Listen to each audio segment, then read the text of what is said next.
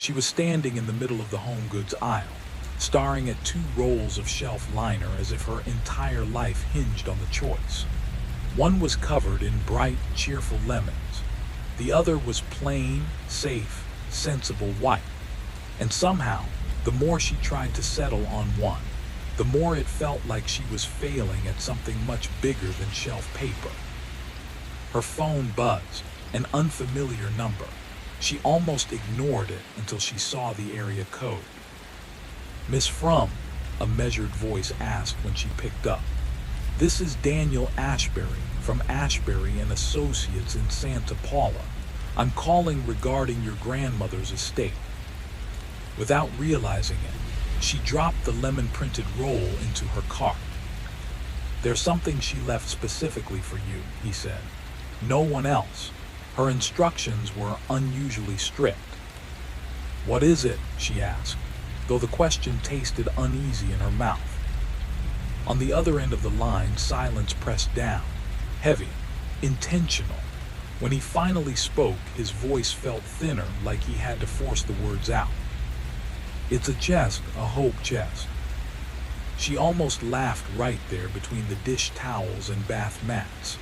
A hope chest, like the ones brides used to pack with linens and wishes for the future. Her grandmother, of all people, leaving something so sentimental, impossible. "I don't want it," she said, surprising herself with how quickly the words came. "I'm afraid it isn't optional," he replied. His tone shifted, flattened, as if he'd said this line many times and didn't enjoy saying it anymore. "Her will states that the chest must go to the eldest surviving granddaughter. It cannot be opened by anyone else. If you decline, we are still required to ship it to your home." Another pause, longer. He breathed in as though choosing whether to speak the next part. "She insisted you understand that whatever's inside, it belongs to you now, and so does the responsibility that comes with it." Her heart tapped a nervous rhythm against her ribs. Responsibility for what? What's in it? "We don't know," he said. "No one has opened it in over 60 years." Around her, shoppers drifted past in a haze of everyday life, people deciding between picture frames and lavender candles, unaware that somewhere in Santa Paula sat an object sealed long before any of them were born. An object her grandmother had guarded with rules. "Fine," she whispered, "send it." She didn't take the lemons, didn't take the white, she didn't even push the cart back. She walked straight out of the store, empty-handed, her pulse trembling in her fingers. She didn't know why, but something inside her understood that whatever was coming wasn't just an inheritance. It was a warning. The two delivery men wrestled the thing up her narrow staircase, grunting with the effort. By the time they reached the spare room, both were sweating through their shirts. The younger one glanced at the massive trunk and then at her, curious. "What's in there?" he asked. "I honestly don't know," Jillian replied. The words were true, yet they tasted like a lie even to her. When the door finally clicked shut behind them, she stood alone with the object her grandmother had chosen specifically, perhaps obsessively, for her. It rested in the center of the room like something waiting to be acknowledged. The chest was carved from deep walnut, the kind of wood that held shadows inside its grain. Roses twisted across the surface, their petals delicate, their thorns sharp enough to look dangerous even in wood. Someone had poured months, maybe years, into carving it. The brass edges, dulled to a sickly green, curled around the corners like armor. And the keyhole, it wasn't just a keyhole.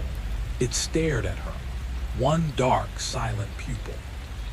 The scent rising from it was cedar layered over something sweeter, something stale, something that reminded her of flowers forgotten in the back of a funeral home, water darkening in their vase. Her grandmother, Agatha Dutt, had been gone only 3 weeks. The memory of the funeral was still fresh. The gray sky, the strangers who claimed to be distant cousins, the minister describing a woman Jillian had never truly met. Her grandmother had always been more presence than family, arriving unannounced, dressed in black, cutting her with comments sharper than any thorn carved into the wood now in front of her. "You have her eyes," her mother used to say, and every time Jillian wondered if that was meant to comfort her or warn her. Now she found herself kneeling before the chest, almost as if called to it. She traced the roses with her fingertips.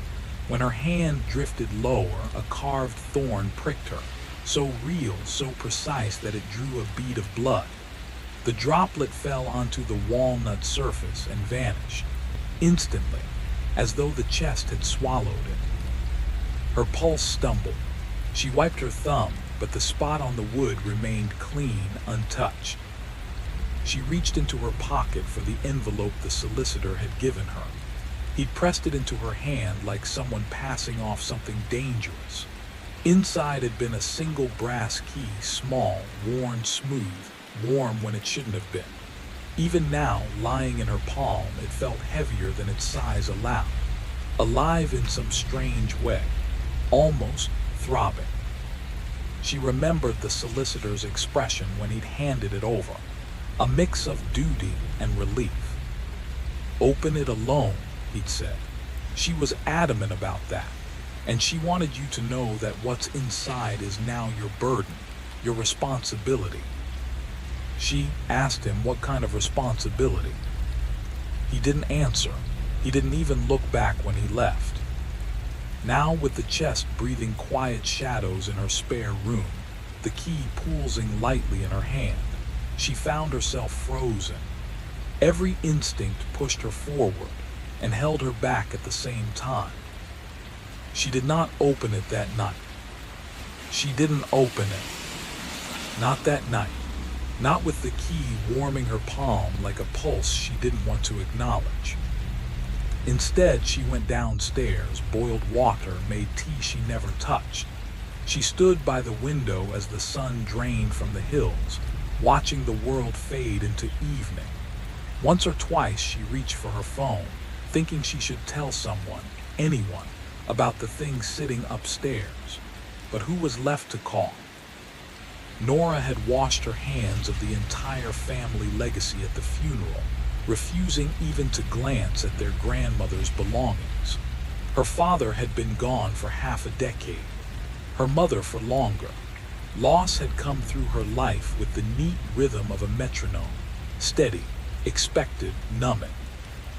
She went to bed before 9, desperate for distraction, desperate to not think about the chest. But at midnight, the noises began. A faint scratching, soft, steady, like tiny claws working their way across old timber. At first she thought it was mice.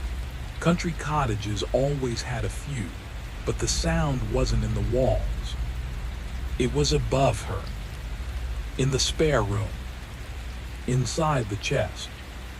A slow, deliberate scrape, then silence, then another scrape, longer this time, like fingernails dragging along the inside of a wooden coffin.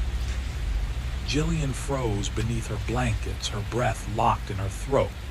Between the bursts of scraping, she heard something else too, a whisper of air, thin and rhythmic, almost like breathing. She stayed exactly where she was. She did not go upstairs. She did not sleep. When dawn finally climbed over the hills, she climbed the stairs, each step colder than the last. The spare room sat in stillness. The chest waited in the exact place the delivery men had left it. But something was wrong. A chemical stench hit her the moment she stepped inside, sharp, sweet, and nauseating. A smell she recognized from science labs and mortuaries. Formaldehyde. And the chest was bigger. She stared at it, swallowing against the rising burn in her throat. Yesterday it had reached her hip. Today it came up to her waist. She blinked, backed up, measured again with her eyes. No mistake. It had grown. The carved roses sprawled farther across the lid, petals fatter, thorns glinting like polished blades. Their shadows stretched across the wood like creeping fingers. "This isn't real," she whispered. "This can't be real." But the chest didn't shrink when she looked away. It didn't shrink when she looked again. It only sat there, patient and monstrously still. By midday, the smell had taken over the hallway. By evening, it filled every part of the cottage. She opened every window, but the October wind that rushed in carried the same scent. Thick, heavy, wrong, as if the air itself was rotting. She brewed coffee so strong it shook in the mug and carried it upstairs with trembling hands. She sat on the edge of the guest bed, the bed no guest had touched in years, and stared at the expanding chest. She tried to imagine what could possibly be inside. Old letters, crumbling photographs, a few pieces of jewelry from a woman who had never liked pretty things. Or something else entirely, something that didn't want to stay inside anymore. The thought hit her like a cold hand on the back of her neck. Old women kept letters, photographs, trinkets in locked boxes, but nothing she'd ever heard of kept moving. And yet something inside this chest had clearly been trying to claw its way out. The key was still in her pocket. She'd slept, or tried to sleep, with it pressed against her thigh. Now her skin bore a perfect red imprint of its shape, as if it had branded her in the night. "All right," she whispered. Her voice felt too small in the stale air of the spare room, too fragile. "All right then." Her fingers closed around the warm brass. It slid into the keyhole with a sound that wasn't a click at all. It was sharp, brittle, like a tiny bone snapping. The moment she turned it, the air in the room sucked toward the chest, collapsing inward with a force that made her ears pop. She stumbled, breath hitching. Then everything went still. Not quiet, expectant, as if the room itself were holding its breath. The hasp dropped open on its own. When she lifted the lid, the hinges moved too smoothly, too eagerly, like the chest had been waiting decades for this exact moment. Inside lay bundles of letters wrapped in muslin so old it had yellowed to the color of teeth. There were dozens, maybe 100, each tied with ribbon that had once been red, now faded into something the color of dried blood.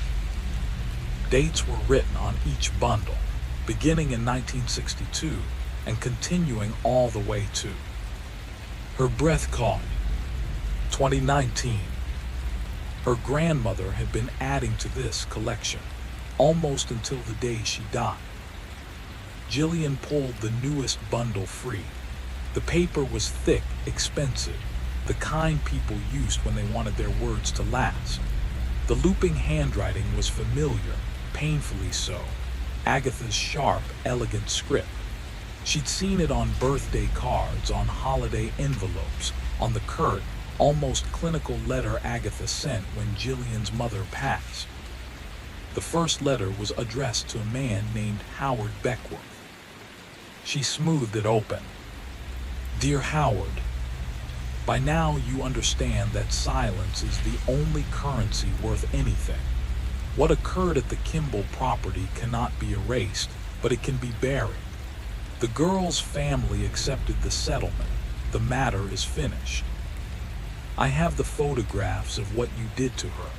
I have the dress you tried to destroy. I pulled it from the ashes myself. I have the recording of your confession to Father Munoz. He thought it was whispered in sacrament. He was wrong. Do not contact me again. Do not contact anyone. You know the consequences. Agatha." Jillian stared at the page, reading the words again. Then again. Her coffee cooled in her hand, then cooled further, until frost crept across the rim of the mug. The temperature in the room had dropped sharply. a winter chill confined to this one place. The Kimball property. A burned dress. A confession. Her heartbeat stumbled. She reached for another bundle. This one dated 1987, addressed to the same priest mentioned in the previous letter. Dear Father Munoz, your concerns about young Celia Vance have been resolved. The words hit her stomach like a stone. Arrangements were made quietly, as you wished, and the child has been placed with a family who will ensure her silence. The procedure was completed. Her memories prior to age 7 are gone. But remember, Father, discretion binds both parties. The photographs from the rectory basement remain with me. The ones showing how you counsel vulnerable young women. They will stay in my possession for as long as our agreement does. Warm regards, Agatha Dutton. Jillian set the letter down, pressing her trembling palms into her legs to keep them steady. It didn't work. The tremor lived deeper than her hands. The daylight outside had thinned into a heavy, storm-colored gray. It was only noon, but the world beyond the window looked like dusk. Inside the room, her breath came out in pale clouds, cold enough to see. The chest sat open in front of her, and the lid was rising and falling, slowly, deliberately. Breathing. She could swear it was breathing. But she kept reading. She couldn't stop. Another letter. Another name. Another sin hollowed out of someone else's past. Harold Fisk, The Reservoir. A body sunk where no one would find it. Judge Ruth Ann Miller. The staged accident that erased a drunk driver's guilt. Chief Donald Sykes. A homicide twisted into a suicide to protect someone higher on the ladder. Every envelope held a different horror. Every letter followed the same shape. A crime, a cover, a threat wrapped in elegant handwriting. I know. I remember. I have proof. Her throat tightened. She blinked, and a tear dropped onto the page, blooming into the ink like a bruise. She wiped it away, only to see another name, one that made her choke out a laugh that wasn't really a laugh at all. Dear Mrs. Havsham. For a heartbeat, she thought her grandmother was making some kind of reference, but the date, 1974, killed that thought immediately. This letter wasn't fiction. It was about a warehouse fire, 3 workers dead, insurance money collected under a false claim, a woman named Ada Havsham who needed cash badly enough to ignore every wrong detail. The sprinkler system disabled. The night watchman reassigned hours before the blaze. His replacement crushed under a fallen beam. His widow receiving a mysterious payout that wiped away her grief in silence. By noon, Jillian had read 30 letters. By 2 o'clock, she wasn't counting anymore. The names blurred. The crimes blended. Her grandmother's elegant threats coiled like black vines around every year, every decade, every life they touched. And still the chest breath, slow, patient, waiting for her to reach the bottom. It felt like a roll call of the damned. Every letter another name pulled from the shadows, another person who had done something unforgivable, and another person her grandmother had protected with cold precision. And in exchange, they protected her. A whole hidden world of guilt and favors. All of it spun around Agatha Dutton like she was the spider at the center of a web that had been spreading for 50 years. Some of them were still alive, still walking around Santa Paula like ordinary people, still smiling, waving, holding doors open. Jillian recognized them. The pharmacist who used to slip her extra lollipops.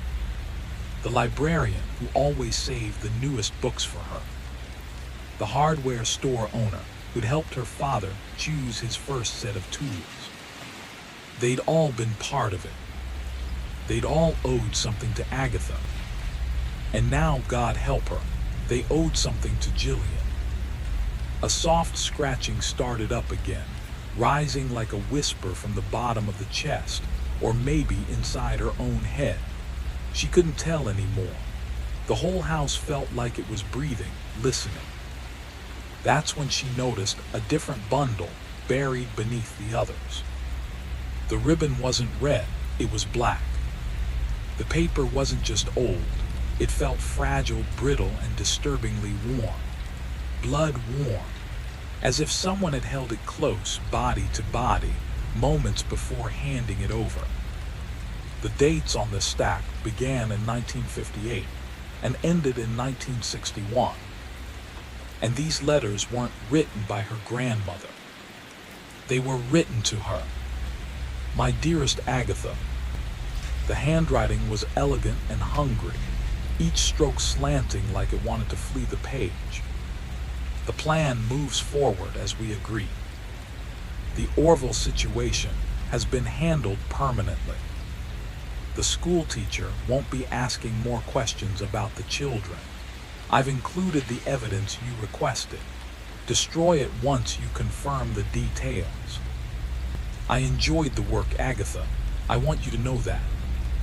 The look in her eyes when she finally understood. I haven't been able to think of anything else since. We are building something enduring, you and I, something that will outlive us. You bring the mind, the strategy, the patience. I bring the influence and the will to act. Together, nothing can stop us. Ever yours, Edwin. Edwin. The name hit Jillian like cold water. She tried to search her memory for him, but nothing came. Her grandmother had been married to Clarence Dutton, a quiet man who died before she was born. So who in God's name was Edwin? She kept reading. The letters created a map of two people stitching together a monstrous empire, piece by piece, decade by decade, using blackmail, violence, and secrets as currency. Edwin opened doors to politicians, businessmen, police chiefs. Agatha collected information, leverage, weaknesses. Together, they built a network that reached farther than Jillian ever imagined, and crushed anyone who couldn't be woven into the web. Chinese letter, Chinese letter, Chinese letter, Chinese letter. Chinese letter, Chinese letter, Chinese letter, Chinese letter. Jillian had thought she'd already seen the worst of it, the names, the secrets, the quiet sins tucked into neat little envelopes. But the next handful of letters made everything she'd read before feel small, almost innocent. It was no longer a list. It was a ledger, a catalog of the damned. People who had done unspeakable things. People who had been shielded by those with more power than conscience. People who had benefited from that protection, and people who had been trapped under it for the rest of their lives.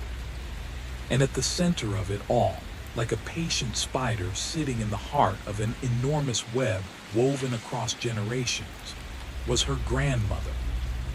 She recognized so many of the names, and that was what made her stomach twist. The pharmacist who slipped her candy when she was 5.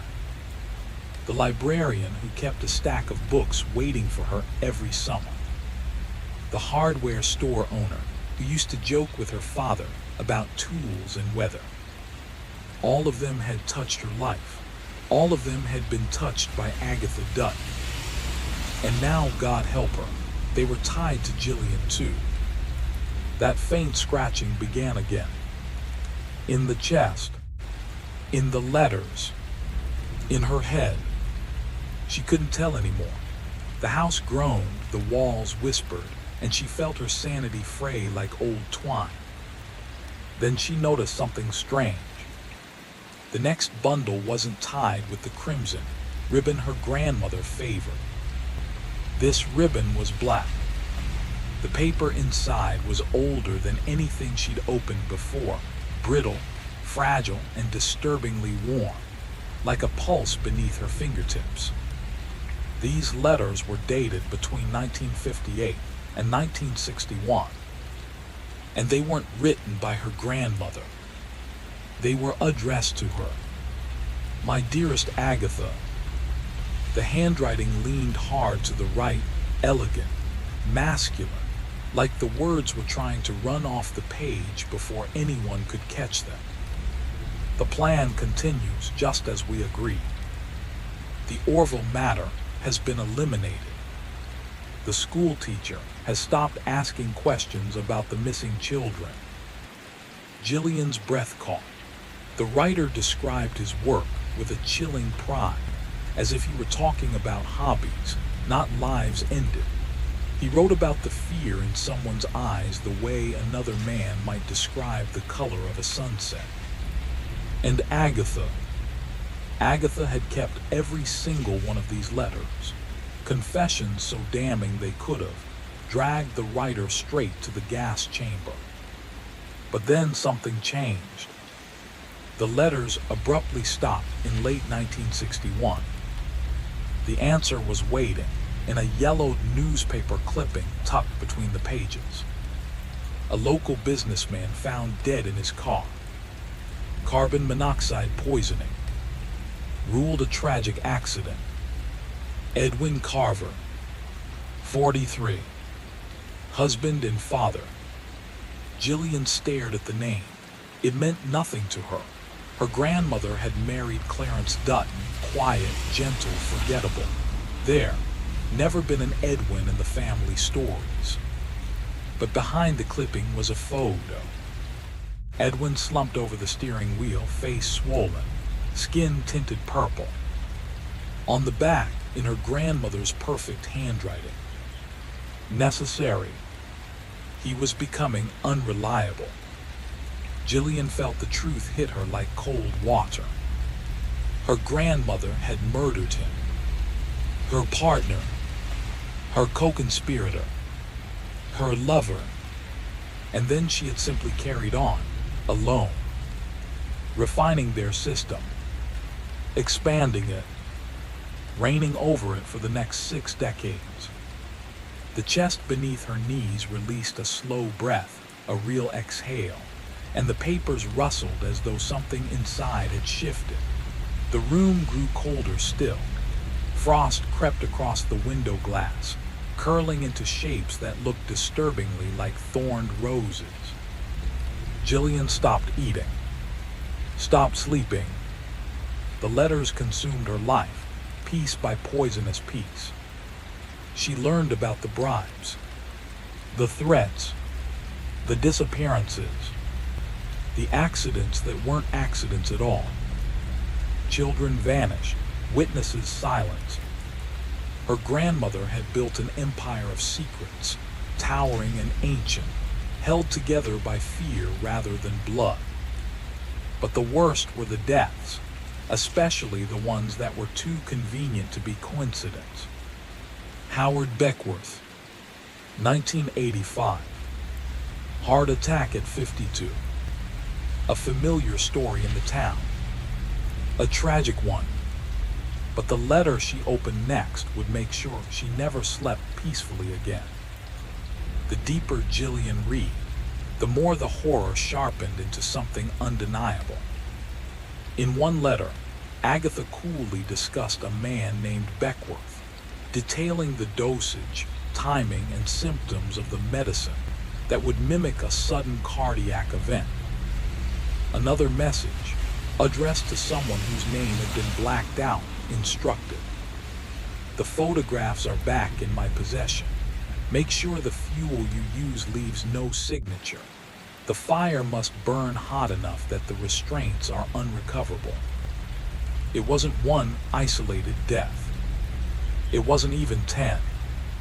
It was a pattern, more than a dozen deaths Jillian could connect to these letters, and likely more she hadn't yet deciphered.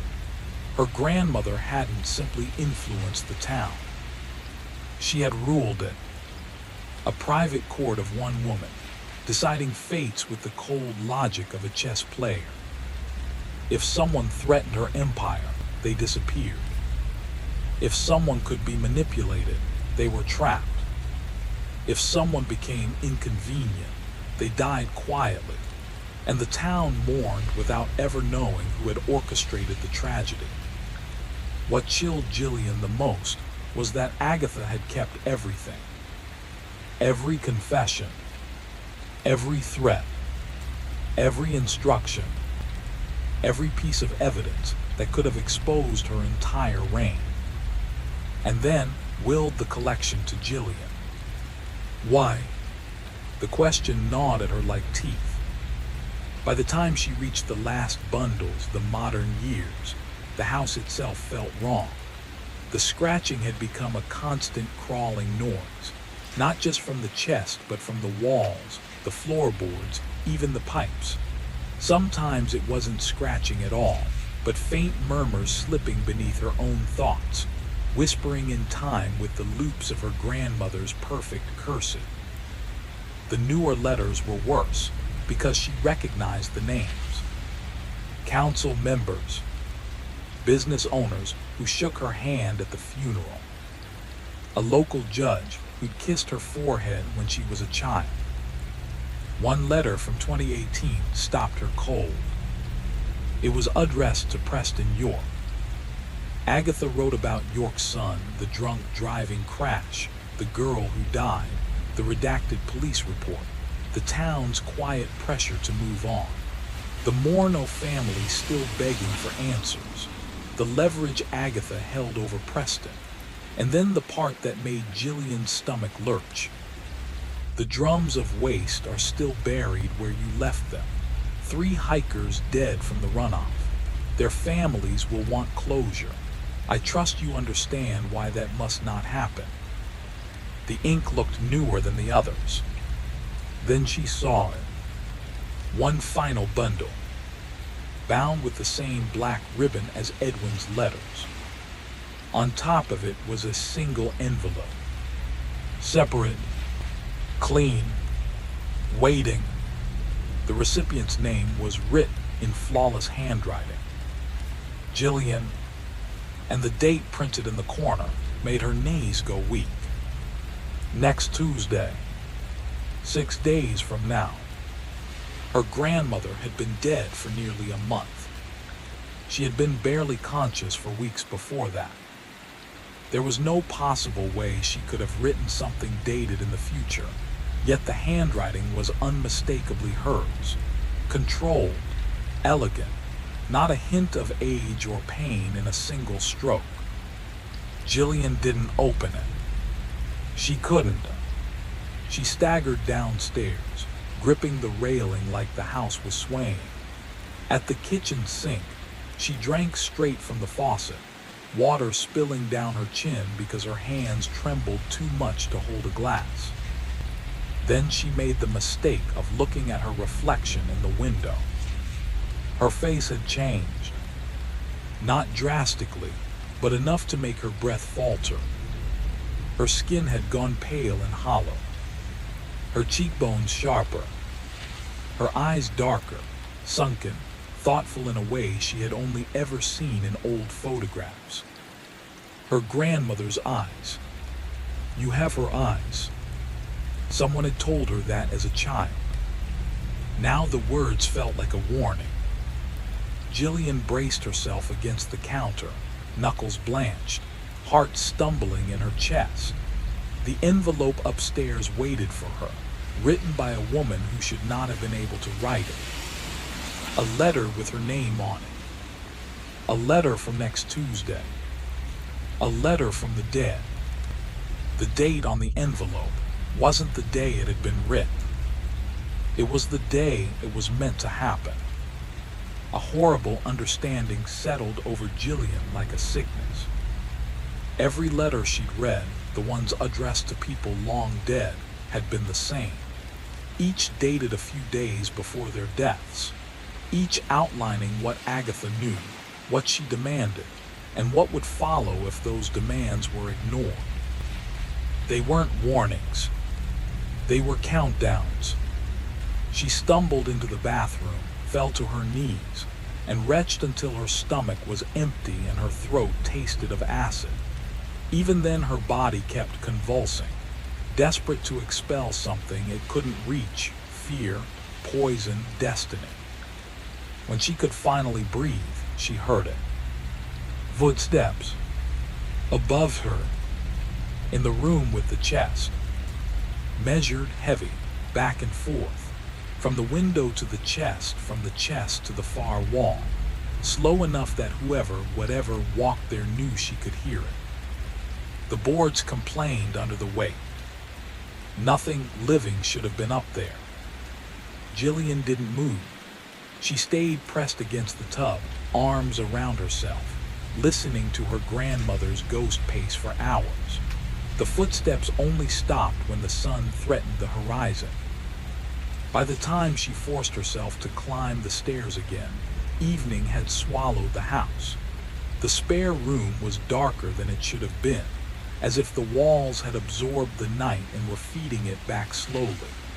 The chest crouched in the corner like an animal at rest, pretending to sleep. The envelope was still where she'd left it. A faint shimmer clung to it, or maybe her eyes were simply too tired to trust. Reality felt thin now, threadbare, worn down by secrets older than she was.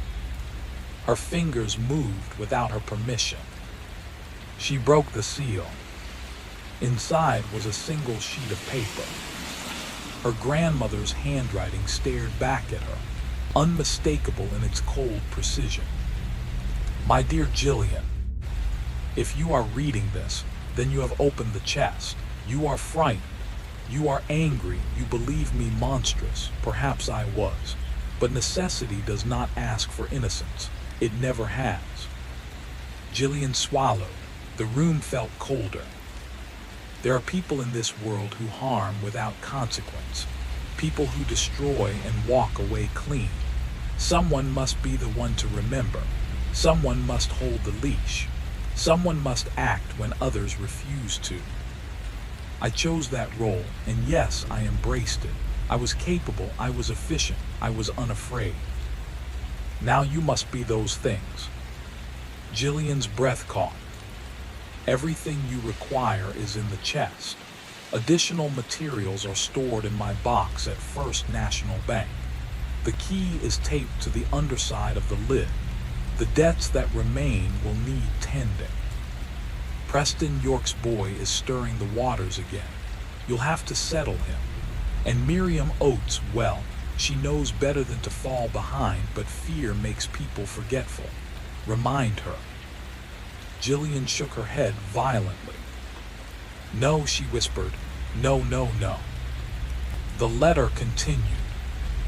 You will do this work because it must be done, and because I have ensured you cannot refuse.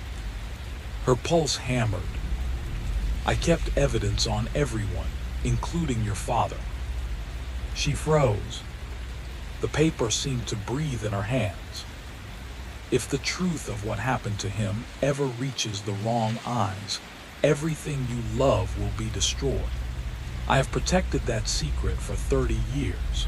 Now you will protect it for the next 30. A final line, written with a steady hand.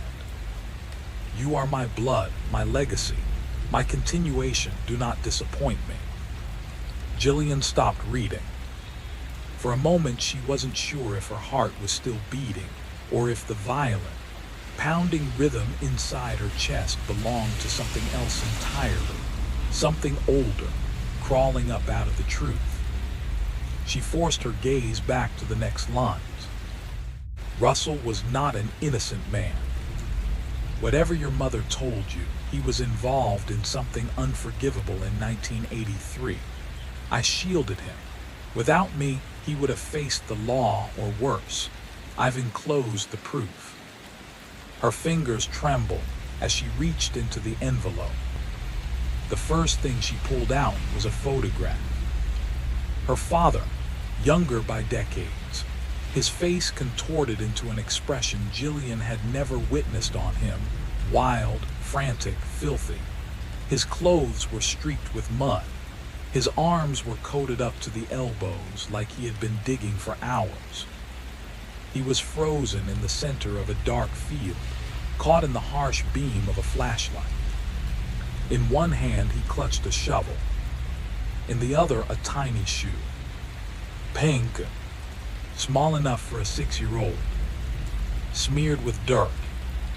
Jillian felt her stomach twist. Her breath came in small, sharp gasps. There was a second page, handwritten by her father. She recognized the crooked slant instantly, the same handwriting he'd used on birthday cards and sticky notes on the refrigerator. "Agatha, please, I need help. I didn't mean to hit her. She ran out of nowhere. I panicked. I kept driving. By the time I went back, I buried her behind the Kimball field. No one knows. No one can ever know. If Ellen finds out, if anyone finds out." The screaming in my head won't stop. I see her face every time I close my eyes. She was so small. Please, please, please. Russell. Jillian dropped the page. It floated to the floor like something weightless, a ghost shedding its last breath. Her father's terrified face stared up at her, his fingers wrapped around a dead child's shoe. Her vision blurred. Her hands felt numb, disconnected from her body, but the envelope still held more. She forced herself to keep going. A missing persons flyer from 1983. Delia Reyes, age 6. Last seen walking home from a neighbor's house. Next, a letter from Agatha to the police chief instructing him to refocus search efforts, steering them away from the Kimball fields entirely. Then a receipt. Concrete. Delivered to the Kimball barn. 1 week after Delia vanished. Her skin crawled. Finally, there was one last letter addressed to Jillian's mother, dated 1991, the year her father's drinking had gotten bad, the year the nightmares had started. "Ellen, I hear you've been digging. You want to know what broke your husband, what keeps him awake, what drives him to the bottle. Stop. You don't want the truth. You think you do, but you don't. I protected Russell. I protected you. I protected your children. If you continue to ask questions, that protection ends, and I will tell you everything. And then you will have to live with it." "What do you want from me?" Jillian whispered into the empty room, her voice trembling. "To make me stare at my father, at my family, at myself, and see what you saw. Is that it?" Some things, she realized, were never meant to be understood. Some secrets existed to stay buried. Her mother had been gone for years now. 2017. Cancer, the doctors had said. A long, slow, inevitable slide into silence. Merciful, some might have called it, but mercy had no part in this envelope. Jillian's shaking fingers reached for the last paper tucked inside.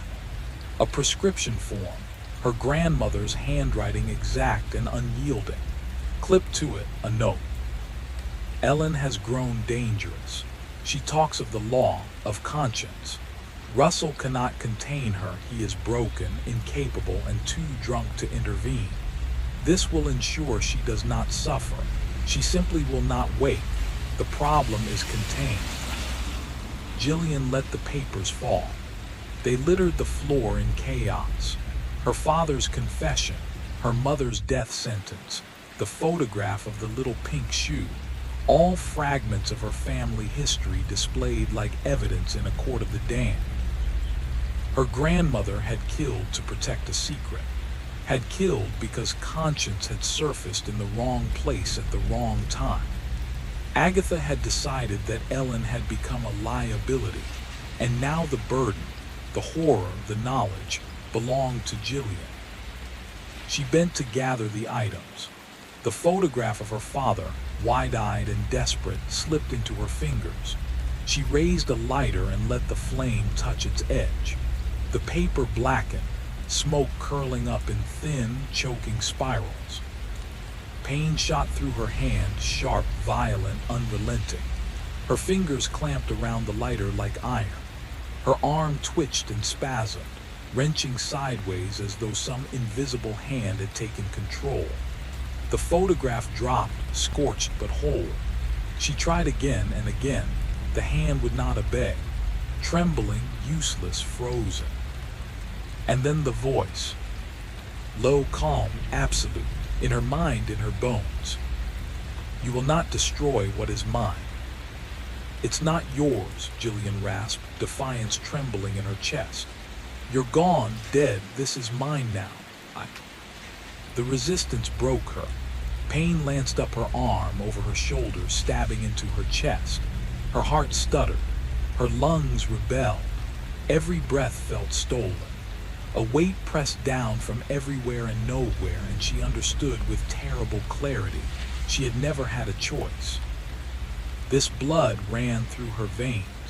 This legacy carved itself into her bones before she had ever drawn a breath. She was her grandmother's granddaughter, marked, claimed, owned. The letter had given her until Tuesday to decide, but there had never been a decision, only submission or destruction. The lighter clattered to the floor. Jillian's chest heaved. The cramp released, the pressure eased, and she slumped to the floor, trembling, exhausted, alive, and already knowing that nothing would ever be the same. She felt herself returning to herself, though not entirely. She was borrowed, a vessel carrying something older, darker, heavier than her own thoughts or fears. The photograph of her father rested in her hands once more. She studied it, his haunted eyes, the tiny mud-caked shoe clutched in his hand, the weight of everything unsaid and unforgiven pressed into that single frozen moment. Carefully, reverently, she carried it back upstairs and returned it to the chest, closing the lid as if tucking the past away in its proper place. For 3 days, Jillian did not leave the house. She lived among the chest and its secrets, moving through the rooms like a shadow. She found the key where her grandmother had promised it would be, taped beneath the lid, small, cold, unyielding. The files at the bank awaited her, a safety deposit box packed with photographs, letters, recordings, documents, every piece of evidence needed to ruin dozens of lives. She found the ledger her grandmother had kept, every transaction logged, every favor, every debt meticulously recorded, and the list of current accounts, 12 names, 12 families, 12 fragile dominoes balanced over 6 decades of fear. Preston York, Miriam Oates, Theodore Finn, names she knew, faces that had smiled at her grandmother's funeral, now secretly trembling at the thought of what she might do with the knowledge she had inherited. The scratching in the walls had ceased. The chest was still patient, satisfied like a predator that had been fed. Its scent had softened, no longer a rotting sweetness but a delicate blend of cedar and roses, with just a trace of something unplaceable, something she deliberately ignored. She began to see the system for what it was. Agatha had never demanded much loyalty, discretion, occasional intervention. Her leverage had been calibrated with terrifying precision, enough to keep people compliant without ever pushing them to rebellion. Power, her grandmother had understood, was never brute force. It lived in knowledge, in knowing the one secret someone would kill to keep hidden. And now Jillian knew it all. On the 3rd day, she drove to Santa Paula. The town seemed unchanged, yet it was not the size or the age of the buildings that made her skin prickle. It was the attention. Everyone was watching. The woman at the gas station froze mid-motion, her face slack with recognition or fear as Jillian approached. The man walking his dog stopped, staring, the animal whining as if it could smell something wrong. A group of teenagers on the corner fell silent, heads turning, eyes tracking her passage, shadows shifting as if the world had paused to acknowledge her. Jillian gripped the steering wheel tighter, feeling the inherited weight of her grandmother's empire settle into her bones. The city had changed, not physically, but in subtle, invisible ways. The fear, the respect, the unspoken acknowledgement that she was now the keeper of secrets, the arbiter of justice and retribution that had once belonged only to Agatha Dutton. Every face she passed, every glance that lingered confirmed it. She had inherited more than papers. She had inherited the power to make people tremble, and she would. As Jillian rolled past the cluster of teenagers, she felt their gazes cling to her car like hooks. Their attention wasn't casual curiosity. It was sharper than that, watchful in a way that made her skin pull tight. They know, she realized. They know exactly what she was and what I'm becoming. She drove until the streets thinned and the cemetery rose before her like a quiet warning. Her legs felt detached from the rest of her as she walked up the gentle slope to Agatha Dutton's grave. The headstone was plain, unadorned, a monument stripped of emotion, just as Agatha would have demanded.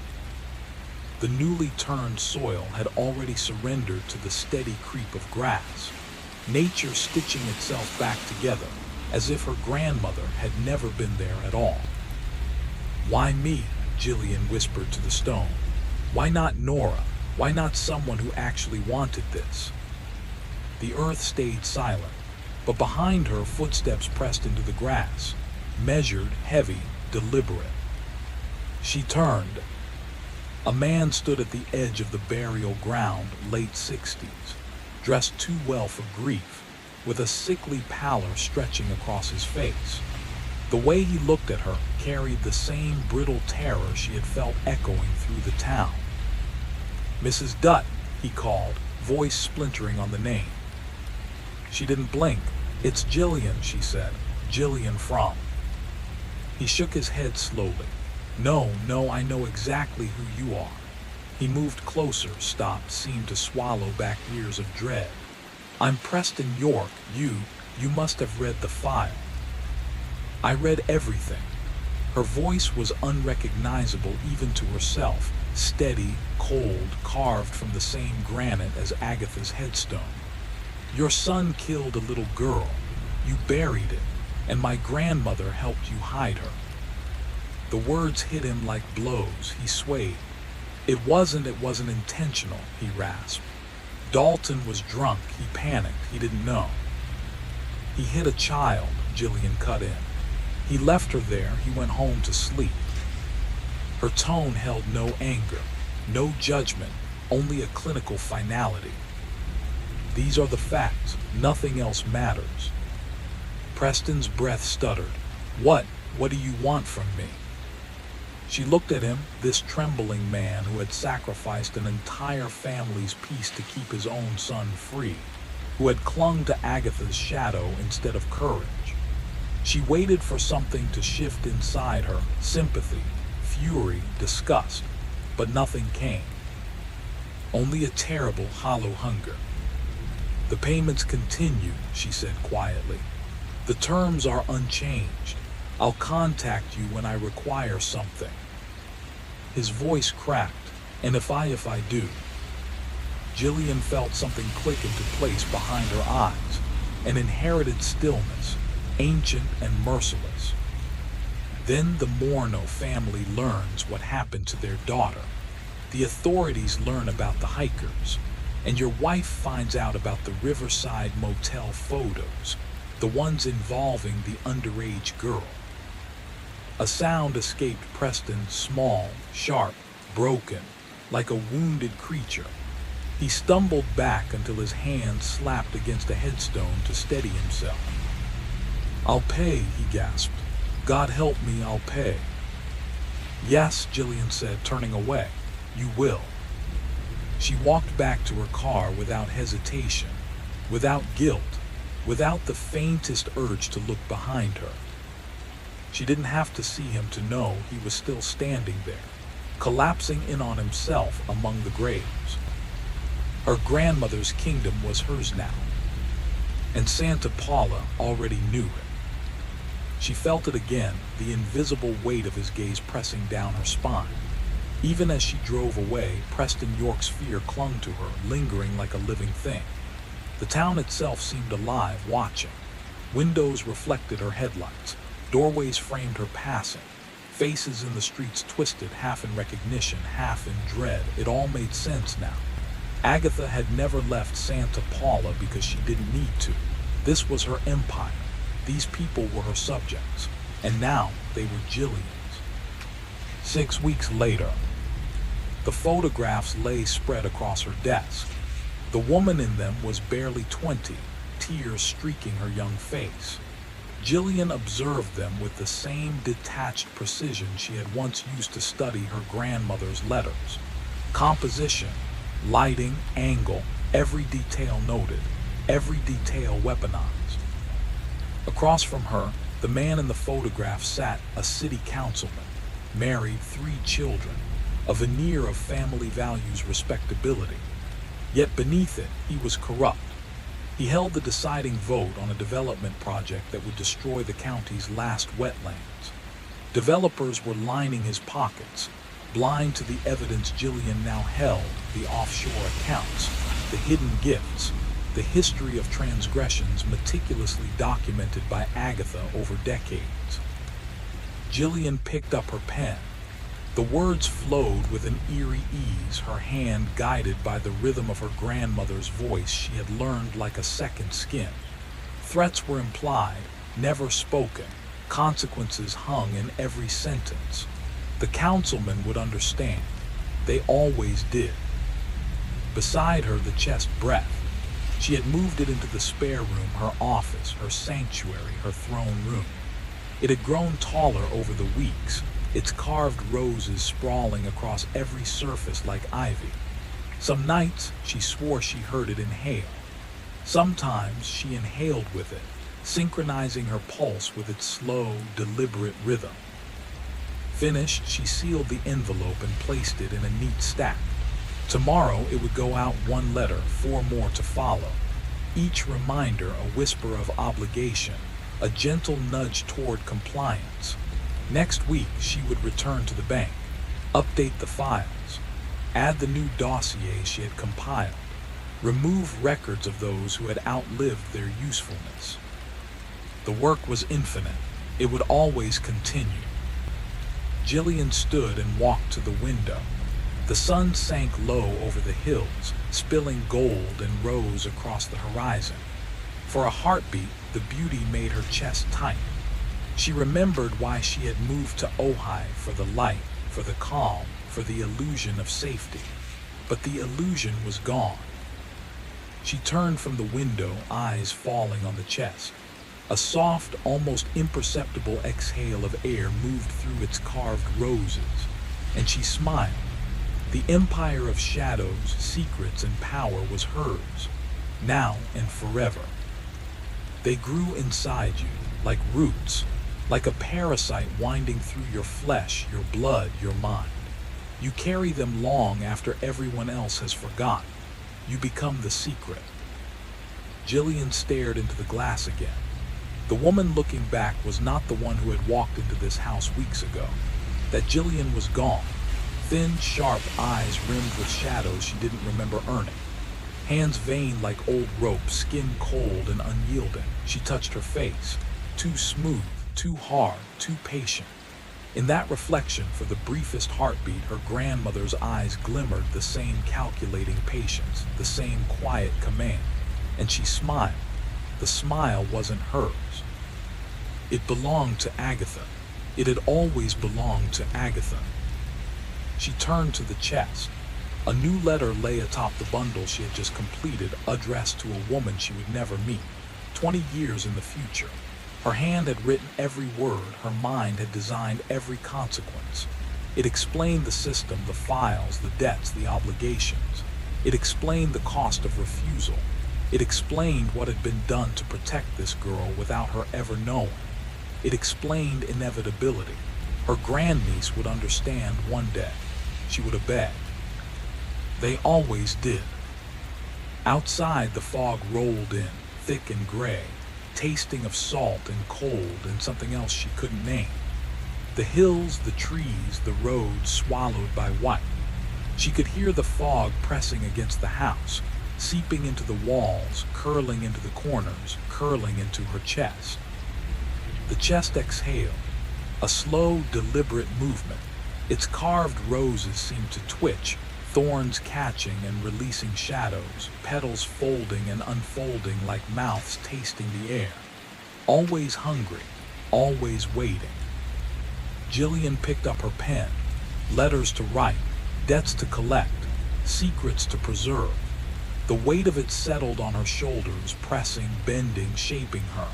Heavier than yesterday, heavier than it would be tomorrow. She thought of her mother, silenced by mercy and fear. Her father, guilty and haunted, buried beneath a lifetime of quiet shame.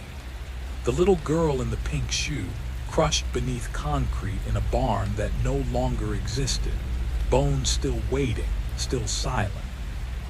Some secrets were better kept. That was what her grandmother had believed. That was what Jillian had believed once. But she knew better now. Secrets weren't kept. Secrets kept you. They burrowed in, reshaped you, defined you. And Jillian Froh, Agatha's heir, the keeper of 60 years of terror and leverage, had been claimed. She exhaled, and for the first time in the fog, in the silence, in the weight of inevitability, she felt ready. The chest whispered, the roses shifted, and she picked up her pen. The world was waiting. Like tumors, fed on your fear, fed on your silence, became so entwined with your bones and blood that cutting them out would mean cutting out yourself. Jillian was her grandmother's granddaughter. She had inherited the eyes, the patience, the terrible calm. She picked up her pen. She began to write, each stroke deliberate, each word a promise and a threat. Outside, the fog pressed against the windows, thick and suffocating, like something alive trying to slip inside. Inside, the chest breath, patient, hungry, waiting. And somewhere else in a house she would never see, a young girl named Violet Froh stirred. Nora's daughter, barely 13. She woke from a nightmare of roses and thorns, a voice whispering in her mind. A voice that carried the weight of generations. Too early to understand. Not yet, but soon. Soon, my darling, soon. The fog thickened, the chest exhaled, and the system endured. Story 2. Civic faded red, a hand-me-down from his stepfather. Brendan's eyes flicked nervously over the long gravel drive, over the bare elms whose skeletal branches clawed at the gray November sky. He had no idea why he had answered the ad, only that his loneliness had driven him this far, to a house that had stood unmoved through storms, wars, and generations of Greshams. He knocked. The door opened before he could hesitate. Martha Gresham stood framed in the threshold, a tall woman for her age, her hair the color of smoked ash, her eyes sharp and calculating. "Brendan Schofield?" she asked. The voice had a weight to it, slow and deliberate, like a bell tolling in a distant church. "Yes, ma'am," Brendan said, swallowing hard. "Come in. Dinner will be ready soon," she said, stepping aside. Her hand lingered briefly on the doorframe, and he felt it, a subtle, unspoken warning. Inside, the house smelled of autumn and firewood, of polished wood and something else he couldn't name. The furniture, old and well-worn, creaked under the slightest movement. Shadows pooled in corners where light didn't dare linger. Martha led him to a dining room that could seat a dozen. 3 plates had already been set. The other guests arrived almost simultaneously. A man named Carl, mid-30s, quiet, eyes darting like a rabbit in headlights, and a woman, Evelyn, maybe late 20s, whose hands trembled slightly as she set down her coat. Martha watched them with the precision of a conductor, each movement measured, each gesture noted. Dinner was served. Roast turkey, mashed potatoes, cranberry sauce glistening like red jewels, stuffing steaming in a cast-iron dish. Brendan's stomach growled, but something in the air felt wrong. The meat on his plate seemed darker than it should be, and when he cut into it, a strange, fibrous texture revealed itself. He hesitated. Martha smiled across the table. "You must eat," she said softly. "It's Thanksgiving. No one should leave hungry." As Brendan lifted the fork, Carl whispered, barely audible, "Do you see it?" "See what?" Brendan asked, but the words caught in his throat when he noticed the faint sheen on the meat, the way it seemed almost alive. A subtle twitch, a microscopic shift, like muscle fibers moving beneath the surface. Evelyn's eyes were wide, fixed on her own plate, hands shaking as she brought the fork to her mouth. Martha watched them quietly. "It's just the meat," she said, but her voice lacked conviction. "It's the Gresham family recipe, special, unique." Brendan chewed. The taste was wrong, earthy, metallic, and under it, a whisper of something he couldn't identify. The room seemed to contract, the shadows closing in as the other guests ate mechanically, eyes glazed. He realized then that no one was speaking. No one except the soft scrape of utensils against plates. The fire flickered, casting the carved oak furniture into grotesque shapes, making the corners pulse like they were alive. Then he heard it faint at first, like the shuffle of 1,000 tiny feet under the floorboards. A scratching, rhythmic, deliberate. Brendan froze. Evelyn's fork clattered to the plate. Carl's face drained of color. Martha, still smiling, cut into her turkey with a knife that glinted too sharply in the firelight. The meat twitched again. Brendan's fork trembled. His mind screamed to leave, but his body refused. Something in the house had already decided he belonged there, and it wouldn't let him go. And then from somewhere below, deep in the cellar, came a voice. Low, rasping, whispering his name. Brendan, eat. Or brother he could rely on. No one who would notice if he didn't return. His arrival was quiet, almost shadow-like, and he nodded to Martha as if acknowledging a contract rather than a host. She smiled at him the same way, and he returned it, though his eyes scanned the edges of the room, wary, as if expecting something to move in the corners. Martha led them to the dining room, where the table was already set with polished silverware, fine china, and a roast that filled the air with a smell that was simultaneously comforting and subtly off, like it carried a note of iron beneath the sweetness of herbs. Brendan, Lawrence, and Dalton sat in chairs that had been chosen for them, though why, they couldn't say. "Thanksgiving is for family," Martha said, her voice calm and practiced, "even if family doesn't know it yet or can't find it anywhere else." She carved the meat with surgical precision, sliding pieces onto their plates. Brendan's fork hovered as he noticed a subtle twitch in the flesh, just under the surface of the roast. "Nothing to worry about," Martha said, catching his gaze. "It's how we like it." Dalton, who had been silent, muttered, "That doesn't seem right," but no one else spoke. Lawrence's hands were clenched around his napkin, knuckles white. Brendan's stomach roiled, but hunger or fear, he wasn't sure which, compelled him to take a bite. The first taste made him gag. It was metallic, almost bitter, and yet not unpleasant in a way that made his brain panic. Something about the texture, sinewy, fibrous, sent a shiver down his spine. The other two ate mechanically, their eyes fixed on their plates, faces pale. Martha continued to carve, her movements hypnotic. A low scratching started beneath the floorboards. Brendan froze, listening. The sound came in rhythmic pulses, growing louder with each bite. Dalton stiffened, glanced around the room, and whispered, "It's coming from under us."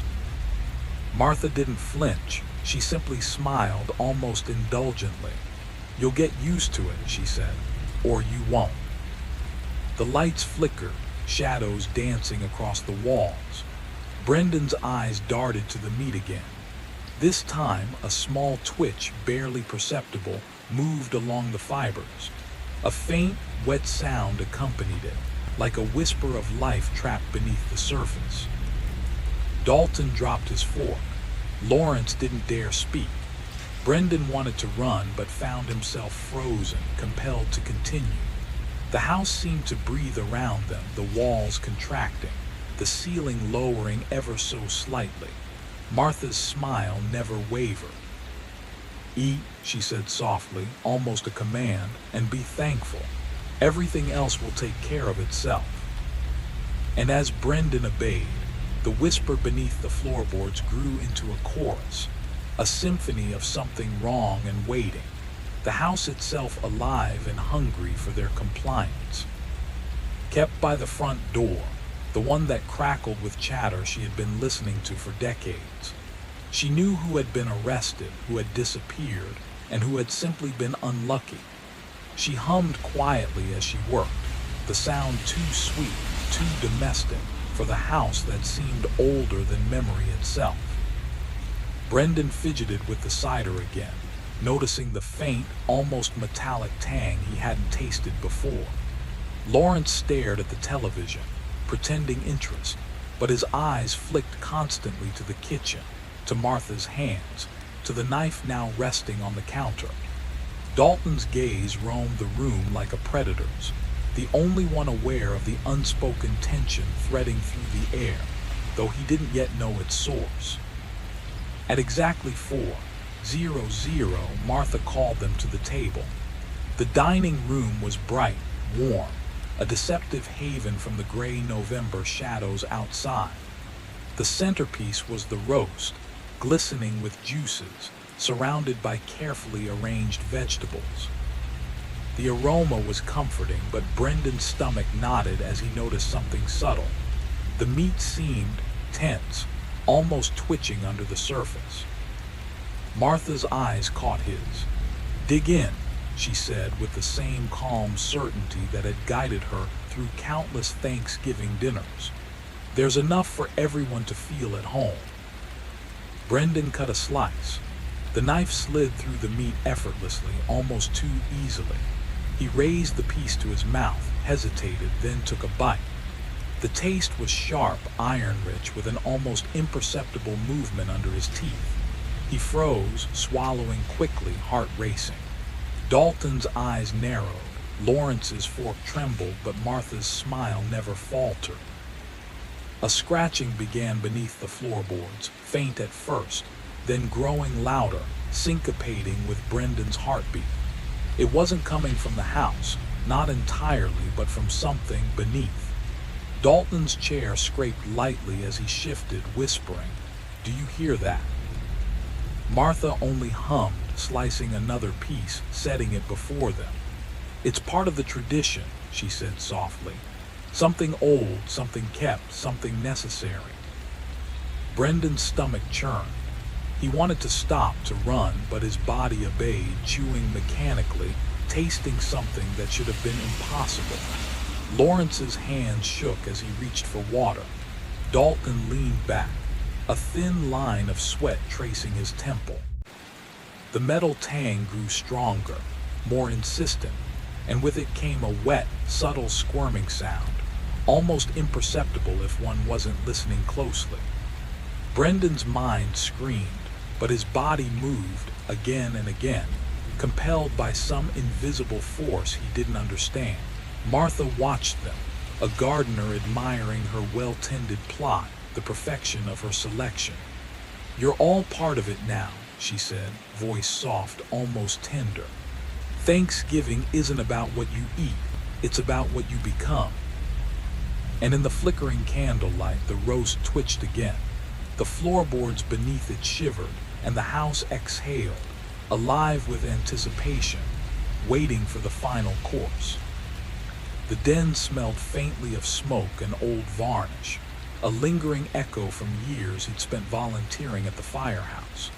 Outside, the world was calm, unaware, but inside, tension coiled like a predator waiting to strike. News of Roland Nesbitt's escape had consumed every station for days, each update a pulse of unease in the town's collective heart. Every detail had been timed, calculated, anticipated. At exactly 3:15, she flicked on the kitchen radio, a battered analog set with a dial worn smooth from decades of use. She nudged the volume just past comfort, enough to hear clearly without drawing attention. Silence filled the room, thick and heavy. 2 minutes later, like clockwork, the announcer's voice cut through with sharp precision.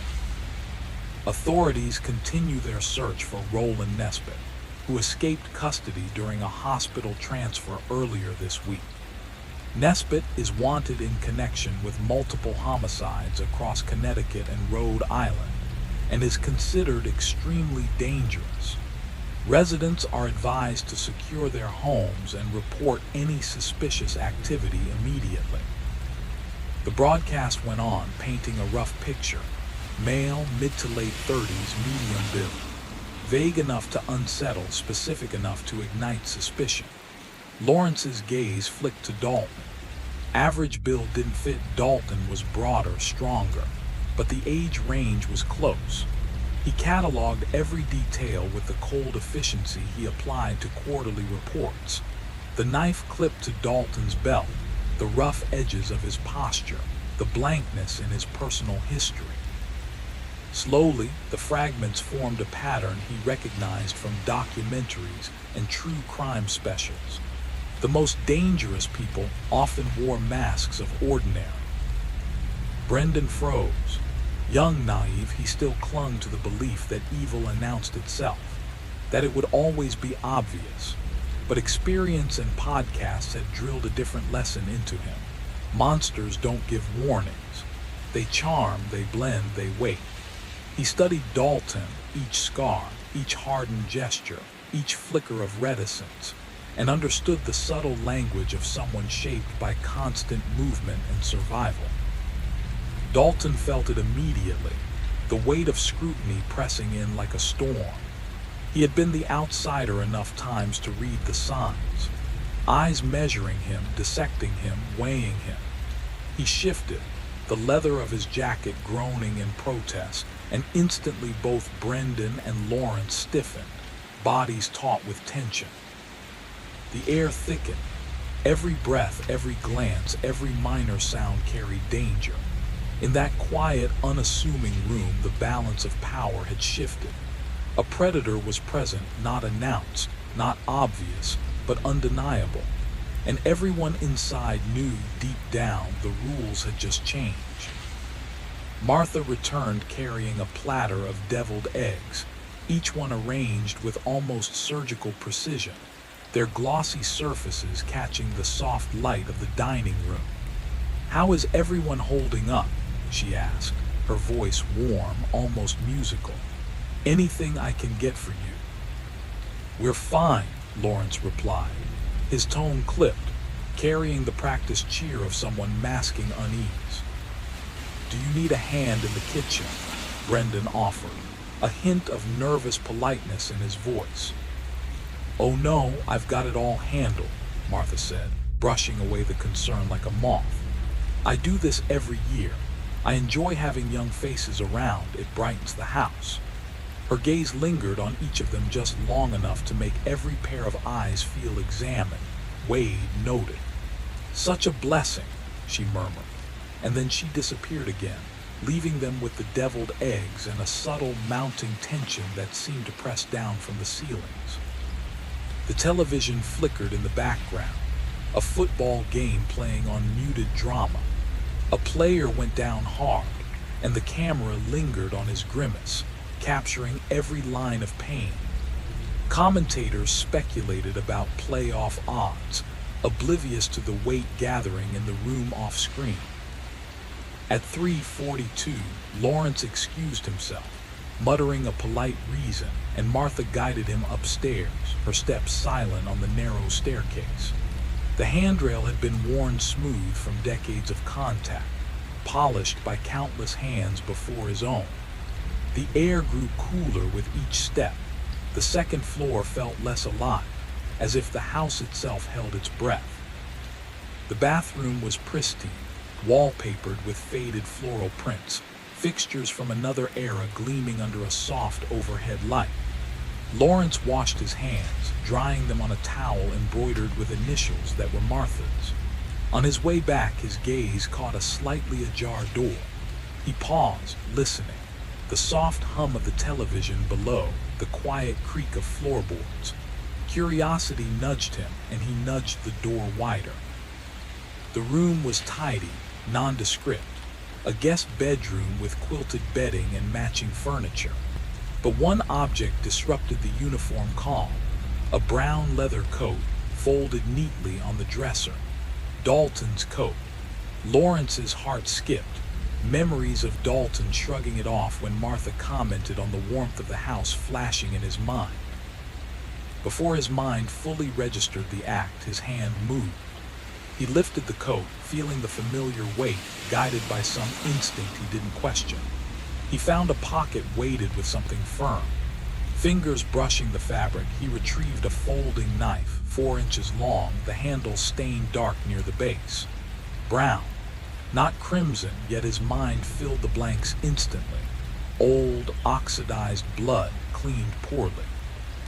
For 5 seconds he held it, weighing reality in the palm of his hand, the truth, sudden and visceral. Then, with careful precision, he returned the knife to its hiding place, adjusted the coat exactly as he had found it, forcing himself to move slowly, controlled. His heartbeat thundered, fingers trembled almost imperceptibly, but he descended the stairs, each step deliberate, measured. Back in the living room, the air had shifted. The eggs gleamed under the warm lamplight. Television chatter floated from the corner, but Lawrence felt it clearly. The balance in the room had tilted, and the quiet weight of secrets now pressed down on all 3 of them. Brendan leaned forward, perched on the edge of the couch as if bracing for impact, while Dalton slouched in a wingback chair, fingers scrolling absently across his phone. His posture relaxed, but intentionally so, like a predator claiming no territory while still radiating presence. Lawrence caught Brendan's gaze, gave a subtle shake of his head, a silent signal. We need to move now.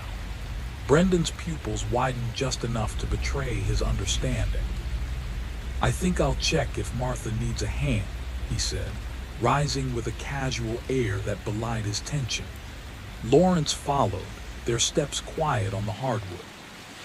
In the kitchen, Martha was kneeling over a roasting pan, arranging vegetables with precise, methodical movements.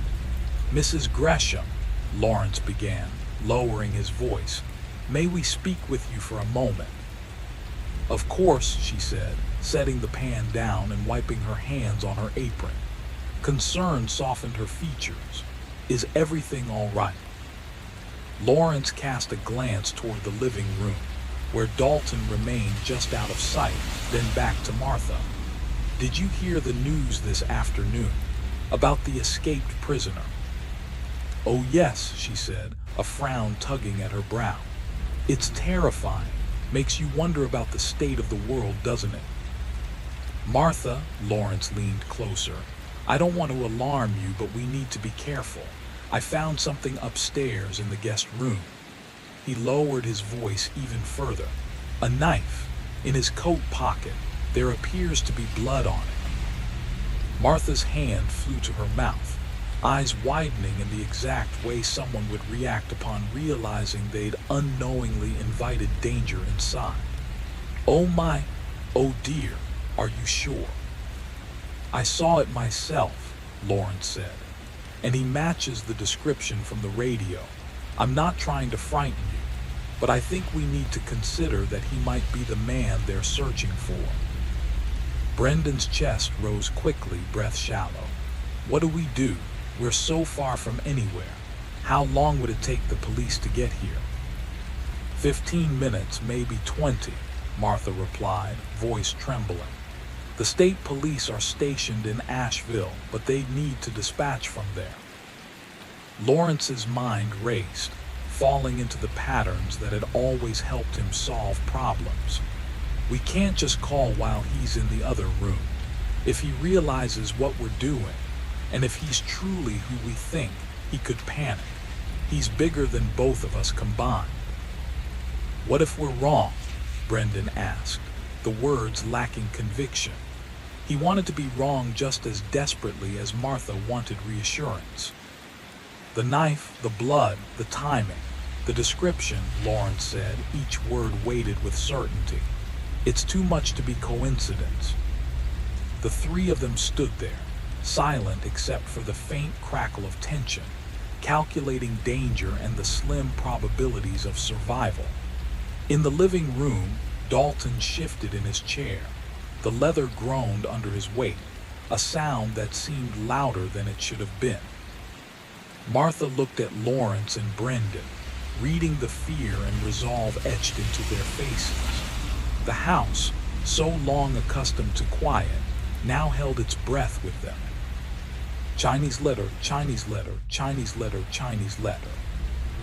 Martha's voice softened, carrying the kind of calm that only comes from people who have lived long enough to understand how quickly the world can turn upside down.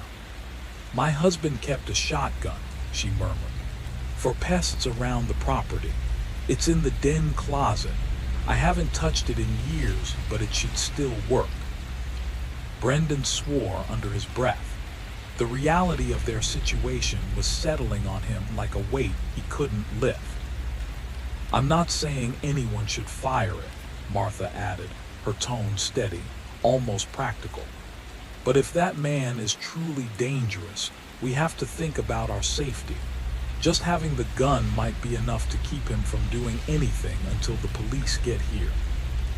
The logic slid neatly into place, simple, undeniable. Lawrence felt himself nod, as if her words had unlocked something he'd been trying not to face.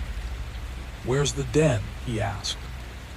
Right through there, she said, pointing to a doorway off the kitchen. Closet on the left, ammunition on the top shelf. Lawrence didn't hesitate. Doing something, anything, felt better than standing frozen in fear. The den was small and cluttered with the gentle chaos of a well-lived life. Books crammed onto shelves, a desk scarred by decades of ink, paper, and habit. When he tugged the closet door, it resisted before giving way with a sigh. There, leaning behind old winter coats, was the shotgun, a Remington worn along the edges, its metal darkened from years of handling. Old, but not abandoned, cared for the way someone tends to a tool that once mattered. His hands moved on instinct, muscle memory from a childhood spent beside his father in the woods returned in quiet, practiced motions. He checked the chamber, empty. The box of shells sat above, dust collecting on the cardboard but the brass gleaming. 12-gauge buckshot, serious ammunition, the kind meant to end threats, not frighten them away. He loaded 4 shells, leaving the chamber open for safety, and carried the gun back into the kitchen. Martha stood by the window, gaze fixed on the living room as though watching a storm form on the horizon. Brendan pressed himself against the counter, knuckles white against the edge, his breathing shallow and uneven. He hasn't moved, Martha whispered, just sitting there. Lawrence held the shotgun low, the barrel aimed at the floor. The weight of it wasn't just physical, it felt like an unwelcome truth settling into his bones. We need a plan. We can't just walk in with this thing. What if we get him to step outside? Brendan said. Tell him we need help with something out back. Then we can hold him at gunpoint and call the police. He might bolt, Lawrence said. Not if we do it carefully. Martha finally turned from the window, her expression unexpectedly thoughtful. I could ask him to help me with the turkey. It's heavy and I'm not as strong as I used to be. He'd have to come into the kitchen. You could be waiting with the gun in the den." Her calmness was unsettling, a grandmotherly strategist quietly proposing a trap. The three of them huddled together, lowering their voices to soft, urgent whispers. They worked through the details one by one, like planners preparing for a delicate operation. Timing, positioning, excuses, escape routes. Lawrence would hide in the den, shotgun ready but out of immediate sight. Martha would call Dalton in, using the turkey as a pretext. Brendan would position himself near the back door, ready to dial the police the moment they had Dalton contained. Each word they shared pulled them deeper into a reality they never imagined living. Ordinary people improvising a plan to capture a man they feared might kill them. And in the next room, unaware of their whispered strategy, Dalton sat quietly, waiting for something they couldn't yet name. The moment Dalton stepped into the kitchen, everything was supposed to fall neatly into place. Lawrence would step out with the shotgun, Brendan would hit the phone, and the whole nightmare would be handed off to the police within minutes. No one injured, no one panicking, just a clean, careful plan executed by people who desperately wanted to believe they were doing the right thing. By 3:58 p.m., everyone was in position. Martha drifted back into the living room with a grandmother's gentle smile, masking the tension tightening her shoulders.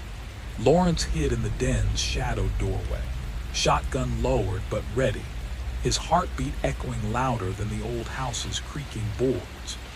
Brendan hovered beside the wall-mounted phone, fingers trembling just inches from the receiver that still connected this isolated house to the world beyond.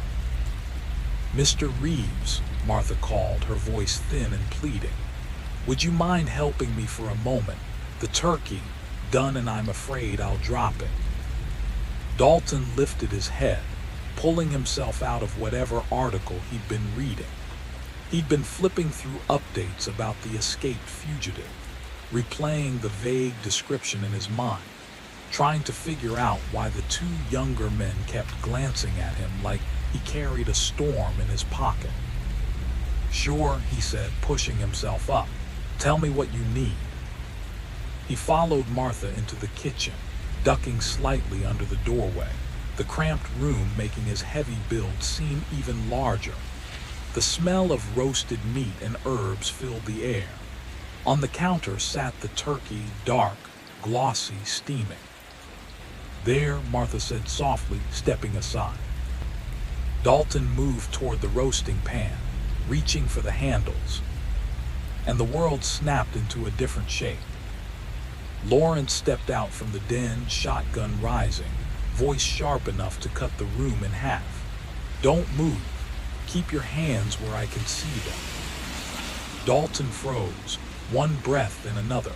Confusion hit first, widening his eyes, then fear slid in behind it. "What?" "Hands up," Lawrence barked, tone straining under the weight of fear barely held together. Across the kitchen, Brendan gripped the phone receiver, holding it to his chest as if it might leap out of his hands. His thumb hovered over the numbers, ready to dial the moment Lawrence gave the word. Dalton slowly lifted his hands, palms toward them, the universal symbol of surrender, of exhaustion, of someone caught in a misunderstanding too big to break apart. "I don't know what's happening." "We figured it out," Lawrence said. "We found your knife upstairs. We heard the broadcast." Something shifted in Dalton's expression. Not guilt, but the raw realization of being trapped inside someone else's assumptions. "You think I'm that guy?" His voice cracked, disbelief spilling into frustration. No, that's not me. I'm not whoever escaped." "The knife had blood on it," Lawrence said, tightening his grip. Dalton shook his head. I field dressed a deer 2 days ago. That's deer blood, not human blood. Ask anybody who hunts, this is normal. His tone trembled between fear and fury, the kind of fear that could turn dangerous if pushed. Test it, call someone, but don't do this. This is wrong. Lower yourself to the floor, Lawrence ordered.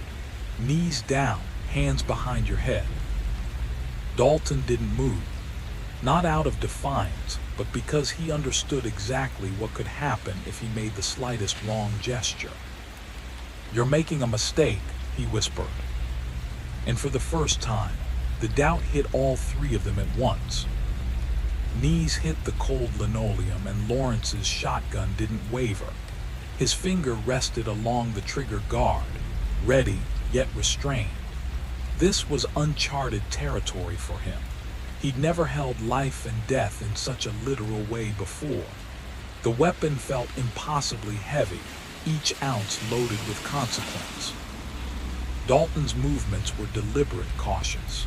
He lowered himself slowly, eyes locked on the barrel that could decide everything in an instant. The kitchen held its breath. Brendan's breathing rattled against the quiet, shallow and rapid. Lawrence's chest rose in measured control.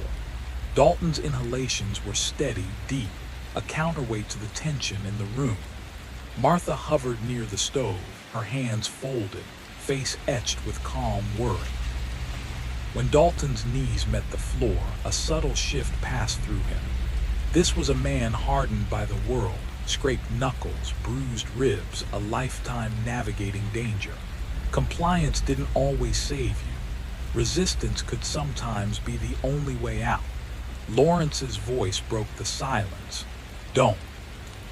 In a flash, Dalton lunged. Not for the gun, but to push it away, to create distance, to assert control in a room that had none.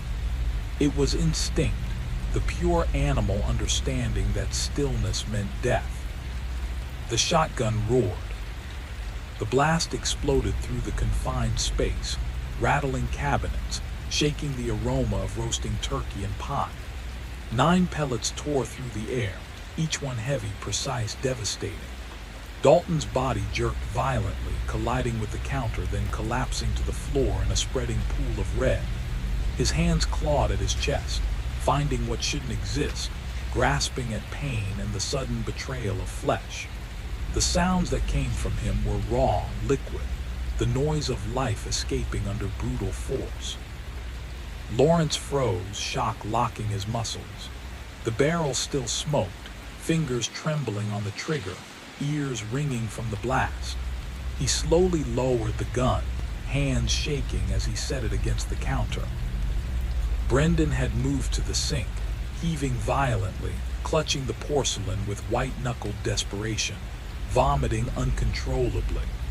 The sound was primal, echoing in the tight kitchen, a reminder of mortality's rawness. Martha remained statuesque by the stove, calm and unflinching, her gaze fixed yet detached, the embodiment of patient inevitability. Dalton's eyes remained open, wide and unfocused, the light fatting like a dying bulb. He tried to speak, lips trembling, but only wet gurgles escaped. His hands moved over his chest, disoriented, searching, slowing as the life within him bled away into silence. The weight of the moment pressed down like a physical force, thick and unyielding.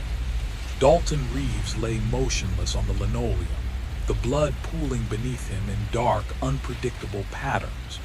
2 minutes and 34 seconds, each one etched with finality, marked the time it took for life to leave him.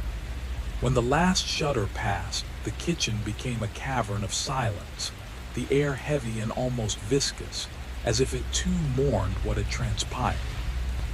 Brendan moved first, a stuttering, panicked sprint toward the door that ended in collapse against the frame. His stomach betrayed him, convulsing violently as he expelled the horror his mind struggled to process. Lawrence froze, immobile, staring at the body. A man who had once breathed, laughed, and had a sister somewhere far away. oblivious to the nightmare now completed in a quiet New England kitchen. The mingling scent of gunpowder and roasting meat, normally comforting, now twisted into something grotesque, a sensory dissonance that made comprehension impossible. Martha remained eerily calm, moving to the oven as if she were performing a ritual rather than tending to food. Her hands worked with an exacting efficiency, testing the heat, closing it again, her face unreadable. When she spoke, her tone was flat, almost clinical, stripped of the warm cadence that had welcomed them moments before. "Call the police," she said. "Tell them what happened. Self-defense. The knife, the report, you were terrified. They'll understand." Lawrence's brain struggled to process her words, the language failing to bridge to comprehension. "We killed him." "You killed him," Martha corrected softly, with precision rather than scorn. "In protection of everyone here, the authorities will see it that way, but you must call now. Time is critical. The sequence matters." Her voice carried the authority of someone who had rehearsed this before, who understood the machinery of crisis and consequence. Lawrence approached the phone, every step deliberate, each movement a battle between motion and paralysis. His hand hovered over the receiver, then stopped. Something caught his attention. A smaller pan rested beside the roasting tray he had glimpsed earlier.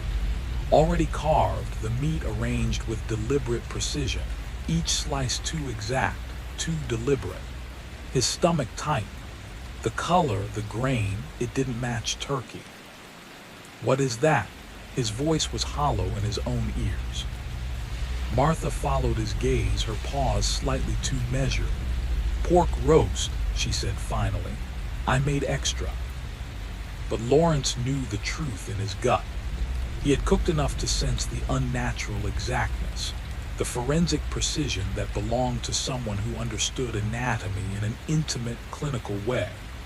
And then his eyes fell on the cutting board beside it.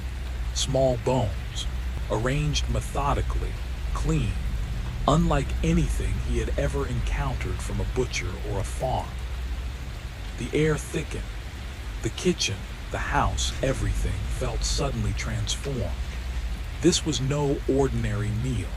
Something ancient and deliberate had left its mark here, and Lawrence realized with a rising horror that the violence they had just survived was only a small piece of a far larger pattern.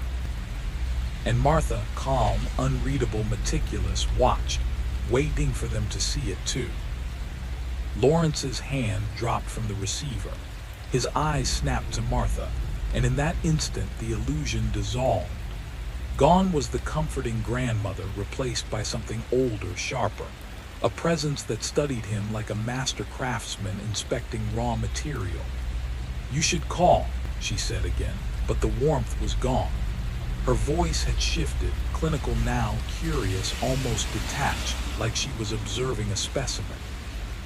Panic ignited and he bolted, his palms slick with sweat, gunpowder, and the residue of what had just happened. He sprinted across the living room toward the front door. His hands closed on the handle, locked, deadbolt engaged, a key from the inside. He hadn't noticed when he arrived, hadn't imagined he would need it to escape. Martha's calm silhouette appeared in the doorway behind him, empty-handed yet unhurried, deliberate. "The doors are all locked," she said. "Keys are in the kitchen on the hooks by the stove. You could take them if you wanted, but you'd have to go past me." Every word a calculation, a challenge. Lawrence weighed his options. Younger, larger, faster, but trapped between a determined, lethal woman and the tools of her craft. He pivoted, heart hammering, and ran upstairs. The staircase groaned beneath his weight. He slammed himself into the nearest bedroom, twisted the old lock, grabbed a chair, and wedged it beneath the knob, a feeble barrier against inevitability. A window offered escape, a narrow promise of freedom. He yanked at the latch, peeling at decades of hardened paint, but the effort yielded nothing. A knock at the door, soft and polite. 3 taps, a calm voice. "Mr. Pike, there's no point. I'm 73. I can wait longer than you can. I've waited before. Days, sometimes. They always come out eventually. Thirst or hubris. They think they can get past me. They never do." Desperation ignited brute force. Lawrence rammed his shoulder against the glass. First attempt, a spider web of cracks. Second, more pain, more cracks. Third strike, a shattering explosion of cold November air. 15 feet to the frozen ground below. He dove headfirst, trying to tuck and roll, hitting clumsily, pain radiating up his ankle and through his side. He scrambled to his feet, testing the injury, pain screaming but mobile. The woods loomed ahead, shadowed and thick. The late afternoon sun already collapsing at 4:47 p.m., swallowing the horizon. Each breath burned in his chest as he ran into darkness, a hunted man fleeing a predator whose patience far outlasted his panic. The cold November air bit at Lawrence's lungs, but he didn't stop. His legs carried him down the narrow lane, the faint glow of distant streetlights promising safety, human presence, normalcy. Behind him, Martha's figure framed the shattered window, still, calm, unhurried. She observed him like a spider surveying prey caught in a web it had spun far beyond sight. Time was hers. 40 minutes before the authorities arrived, before her story needed precision. She turned from the window with sudden, fluid motion that belied her age, descending to the kitchen with the practiced efficiency of someone who had rehearsed this exact moment countless times. The scene demanded correction. The bodies could remain, they told the narrative she needed, but the evidence on the counter, the carved meat, the bones that belonged to no familiar animal, those had to vanish. She worked swiftly, gathering the roast first, remnants from a harvest long past, the remains of a hiker lost to the forest last year, never found. Cleaned bones followed, femurs and ribs meticulously preserved for stock. Everything went into the canvas bag she reserved for such purposes. The barn was too conspicuous. Freezers could be inspected, scrutinized, cataloged. She knew better now. Instead, she headed for the incinerator Harold had built decades ago when backyard fires were legal in rural Massachusetts. Flames roared to life, consuming meat and bones, cracking and snapping, reducing all traces to ash in 20 meticulous minutes.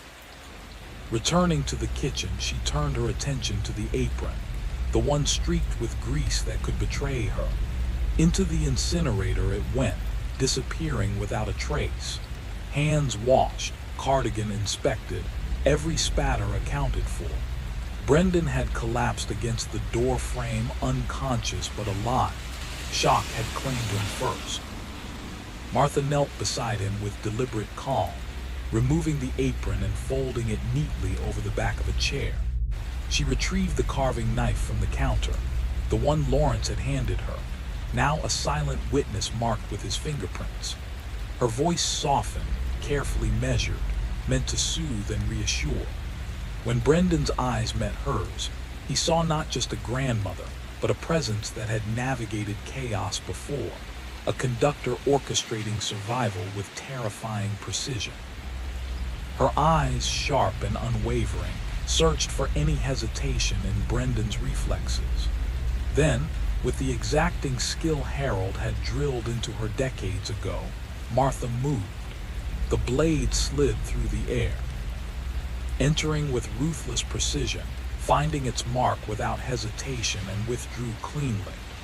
Brendan's body reacted instinctively, hands clutching at the wound, movements awkward, futile, dictated by a body that had suddenly betrayed him.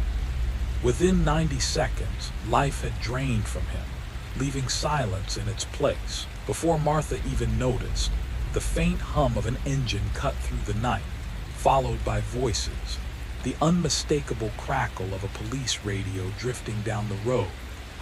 Calmly, She moved to the living room, arranged herself in a chair, hands folded neatly in her lap, and shaped her expression into one of startled confusion, a grandmotherly mask for the arriving authorities. Meanwhile, Lawrence crashed through the dark forest, each step a battle against throbbing ankles and icy undergrowth that tore at his hands. He stumbled twice, scraped against hidden branches, but forced himself onward. The road had to be near. He had driven in, surely. But which direction? Every shadowed tree seemed identical in the gathering dusk, the November chill gnawing through his thin blazer and polo shirt. His phone, his only lifeline, lay back in the house, and the realization hit him with a raw, sobbing despair. 20 minutes later, he emerged onto a gravel road, two unmarked lanes disappearing into the night. It could be the road he'd driven in on, or some parallel route swallowed by Massachusetts' tangle of rural roads. He ran, forcing his ankle past the screaming pain into a dull, treacherous numbness.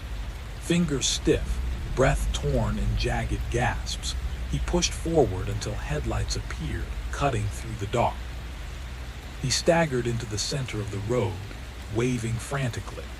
The vehicle slowed, a pickup truck rolling to a cautious stop. A young man peered out from under a feed cap, eyeing Lawrence with the wary suspicion rural strangers often inspire. "Are you okay?" the driver asked. "Please call the police," Lawrence gasped, collapsing against the warm hood. "There's a woman, a house back there. She killed 2 people. She's insane. Call the police now." The driver hesitated, scanning the torn clothing, the bloodied hands, the wild, terrified eyes. "You been drinking?" "No, I'm not drunk. I'm not crazy. White farmhouse, 3 miles back. She killed them. Please call 911. The driver fumbled for his phone. Lawrence, leaning heavily on the hood, felt the warmth of metal against frozen skin for the first time in what felt like hours. He listened as the driver began speaking into the receiver, delivering the location, describing the scene, while Lawrence's chest rose and fell, each ragged breath slowly reclaiming him from the brink. The first police cruisers arrived 18 minutes later, blue and red lights slicing through the darkened trees like jagged beacons. 3 vehicles, engines idling, doors ready to burst open. Lawrence, trembling and bloody, recounted every detail to Sergeant Kovach, a compact, no-nonsense woman in her 40s, her leather-bound notebook balanced on her hip. She asked precise, neutral questions, the kind only someone who has witnessed the worst of human behavior could deliver without emotion. The officers moved cautiously toward the Gresham farmhouse, weapons drawn, voices calling out for anyone inside to identify themselves. After the 3rd announcement, the front door creaked open. Martha appeared, hands raised, cardigan pristine, expression a mix of fear and innocence perfected over decades. "Officers, thank goodness," she said, her voice quivering just enough to seem human. "There was an accident, a terrible one. These men came for dinner and one of them attacked us. Another tried to protect us. It was horrible." They found Brendan's body in the kitchen, knife still embedded in his chest, and Dalton's on the floor near the shotgun. The scene matched Lawrence's report, a close-range shooting, but nothing betrayed Martha's involvement. The house had been scrubbed clean, the evidence carefully staged. The freezer in the barn contained professionally butchered venison, neatly labeled with dates and cuts. The basement chest freezer held more: deer, wild turkey, occasional rabbit, everything in order, everything legitimate. Martha's story flowed naturally, her trembling voice and glistening tears lending it authenticity. She was simply an elderly woman who invited lonely people to Thanksgiving dinner. She'd heard the news about the escaped prisoner, noticed the knife in Dalton's coat when she hung it up, and shared her fear with Lawrence and Brendan. They had decided he was dangerous, and she thought they merely intended to call the police. She'd been in the living room when the shot rang out. According to her, when the smoke cleared, Dalton was down, Lawrence and Brendan shocked. Then Brendan, overwhelmed, had attacked with the knife from the counter. Lawrence ran. She had tried to stop the bleeding, but it had been too fast. Every detail fit together convincingly. Her version differed from Lawrence in key ways, but it had internal logic, corroborating physical evidence, and an innocence crafted with decades of subtle mastery. The knife in Dalton's coat tested positive for animal blood, deer, exactly as she claimed. The news report about Roland Nesbitt existed, timestamped. The shotgun bore Lawrence's fingerprints, and Martha remained untouched by suspicion, a picture of fragile humanity hiding a calculated truth. The first time Lawrence told the story, it felt like telling a dream that had turned deadly real. But Detective Maria Santos of the Massachusetts State Police Major Crimes Unit didn't blink, didn't flinch. She listened, pen poised, eyes sharp, her skepticism growing with each retelling. 4 hours. 4 hours of recounting every step, every heartbeat, every decision that led to chaos in a quiet farmhouse. He described the shooting, the panic, the bodies on the floor. He described Mrs. Gresham, a frail-looking 73-year-old woman, moving with uncanny precision, taking down Brendan Schofield with a single knife thrust. It defied belief. How could someone of her size and age execute something so lethal, so deliberate, without hesitation? The trajectory of Dalton's wound lined up perfectly with Lawrence's account. The shot fired exactly where he said he had stood. But the story required more than just perfect timing. It demanded that viewers suspend all logic. A grandmother capable of calculated violence, a drifter mistaken for a fugitive, a young man dead with a butcher's blade. You shot him because you thought he was an escapee, Santos said, voice steady, measuring. Yes, Lawrence admitted. The knife in his coat, the timing, the way he moved, it all pointed to him. We were wrong. But then she killed Brendan. Santos leaned back, expression unreadable. You're saying a 73-year-old woman stabbed a man to death with a kitchen knife? Yes, he said, his voice low, almost a whisper. She knew exactly where to strike. One blow below the ribs, angled perfectly. It was over instantly. It had to be precise, anatomical. She weighed barely 120 pounds, but that's what I saw. Silence hung between them like a physical thing. Santos studied him, weighing truth against physical evidence. Mr. Pike. The evidence does not support that version. Her injuries are defensive, superficial cuts on her hands, arms. Your fingerprints are on the shotgun and the murder weapon. You admit to shooting Dalton Reeves and then fleeing the scene. The doors, you could have unlocked them. She provided the keys. They've been there, hanging in the kitchen for decades. You could have opened them. Lawrence felt the floor tilt beneath him, reality bending in ways he didn't want to acknowledge. She moved them, he muttered. She must have moved them. Santos's face was calm, unyielding. You need an attorney, Mr. Pike. The following morning, the charges were filed. Voluntary manslaughter in the death of Dalton Reeves. Murder had been considered, but the district attorney weighed the fear, the confusion, the perfect storm of misinformation and terror that had gripped Lawrence. The circumstances painted him not as a killer, but as a man caught in a nightmare, reacting to danger where it seemed unavoidable. The news report, the knife, the paranoia of strangers trapped in an isolated home, it all mattered. But the law would see only what evidence could prove, and Lawrence's story, no matter how harrowing, now existed in a world of legal boundaries, skepticism, and the cold assessment of fact over fear. Even as he sat in the sterile light of the barracks, Lawrence felt it. The memory of the farmhouse, the smell of blood and pie, the weight of the shotgun in his hands, and the unwavering gaze of Martha Gresham, the grandmother who was never just a grandmother. The jury ultimately sided with the story of fear and accident, not premeditated malice. Brendan Schofield's death was ruled a tragic outcome of circumstance, the official cause listed as blood loss from a stab wound to the chest. The weapon, an 8-inch chef's knife, part of a set inherited from Martha Gresham's mother, ordinary in appearance but telling in detail. Fingerprint analysis painted a layered picture. Lawrence's grip dominated the handle, consistent with handing the knife to Martha earlier during the afternoon's preparations.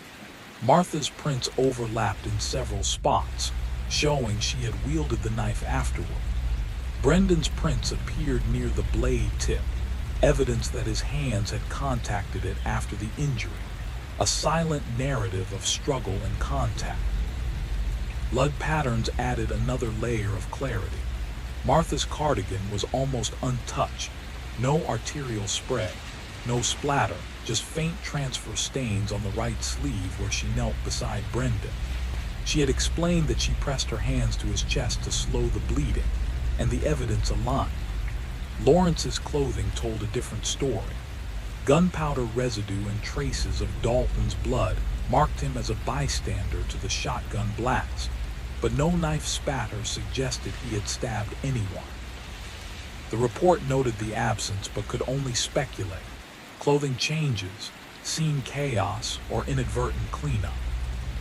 The stabbing itself had been unnervingly precise. One thrust at the correct angle pierced the left ventricle, causing rapid internal bleeding but leaving little external evidence. The blood flowed downward and sideways as Brendan sank to the floor, rather than spraying outward. It was a signature of someone who understood anatomy, someone practiced, but that knowledge could never be legally confirmed. Detective Santos focused on the timeline. If Lawrence had plunged the knife in a frenzy immediately after firing the shotgun, the patterns would have suggested movement, struggle, chaos. But Brendan's blood indicated he had already settled against the door frame, kneeling or sitting, when the fatal cut was delivered. The evidence suggested method, not panic, a cold, clinical precision that Lawrence could not have produced in the heat of those few terrifying seconds. Everything fit together, yet nothing was provable. The house, the bodies, the wounds, they told one story, while the law demanded another. The morning after the courtroom cleared, Lawrence Pike felt the world shift beneath him. The story was set. He had acted in fear. He had shot Dalton Reeves, but the question of Brendan's death lingered like a shadow at the edges of every report. Martha's explanation was neat, calculated, a tale of a frightened old woman tending to a sick man, of Lawrence delivering the fatal thrust in the confusion, though she had not seen it herself. It was plausible, almost believable, and the prosecutors were forced to admit it wasn't enough. The evidence painted a messy picture. Lawrence's fingerprints on the knife, his confession about Dalton, the flight from the scene, all spoke of guilt. But the missing spatter, the precision of the stab, the eerie calm with which Martha had operated created a fog of doubt. He was released on bail, forced to retreat to a modest apartment in Worcester, where the walls seemed to echo the violence of that day. He hired an attorney, a measured man who spoke in calm, logical sentences about jury sympathy and reasonable doubt, but the comfort was thin. Then the packages began. January 9th, the first arrived. Simple, unassuming, a plain brown box wrapped in butcher paper addressed in delicate, unfamiliar cursive. Inside, 2 cuts of meat, vacuum-sealed, labeled neatly, tenderloin. Enjoy. Lawrence's hands trembled as he dialed the police. Detective Santos collected the evidence, sent it for testing. 5 days later, the report came back. venison, white-tailed deer, pure and uncontaminated. Safe, but the message was clear. Someone was watching. 2 weeks later, another box, shoulder roast this time. The label advised slow cooking. Lawrence didn't touch it before calling Santos. The meat was wild boar. "She's taunting me," he told her. But Martha denied involvement. The handwriting was generic. The return address a ghost. Nothing illegal, nothing provable, but every delivery chipped away at his sanity. By February, the parcels arrived with predictable frequency. He started tossing them without opening, but the dread followed him home, threading through sleep and waking hours alike. Nights were worse. His dreams were vivid, relentless. Kitchens flooded with shadows, faces calm and unblinking, knives precise and glinting, men falling. Martha's eyes followed him through every flight, every stumble through the darkened woods of memory. Vodka became his companion, dulling the edges just enough to survive, but never to forget. Then Valentine's Day brought the card.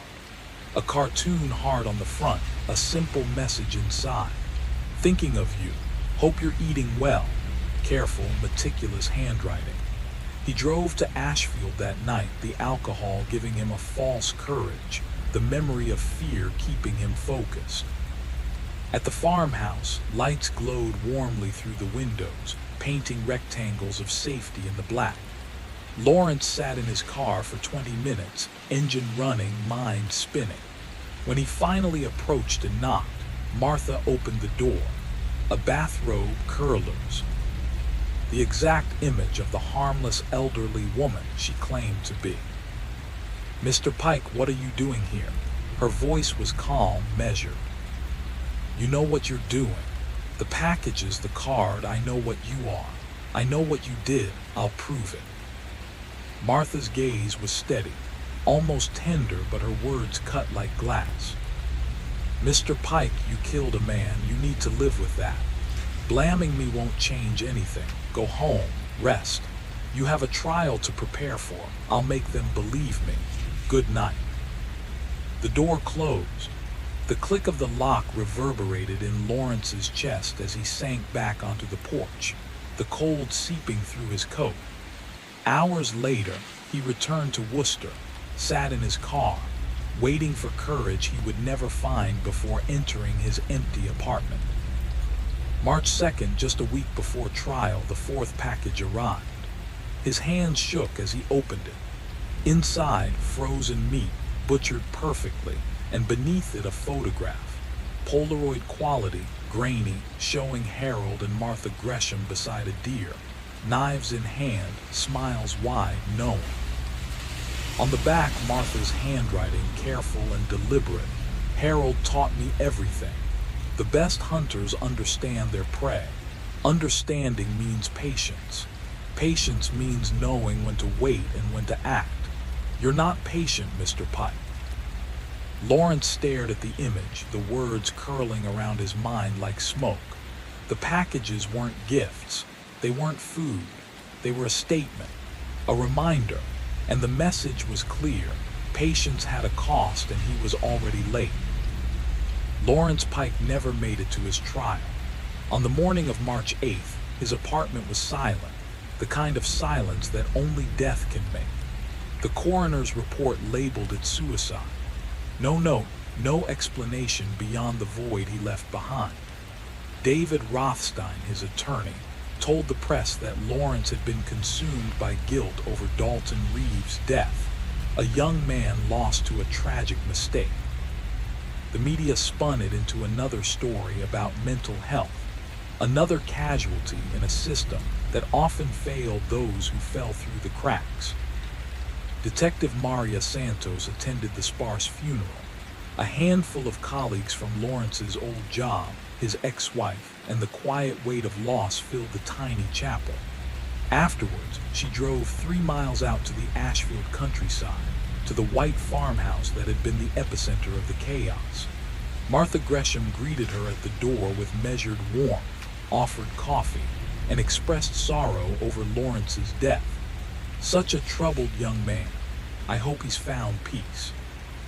Santos declined the coffee, her eyes scanning the house with practiced scrutiny, noting the perfectly arranged photographs, the orderly rooms, the normalcy that felt rehearsed. "You do this every year?" Santos asked. "Yes," Martha replied, calm as ever. "Since Harold passed, I've hosted strangers for Thanksgiving.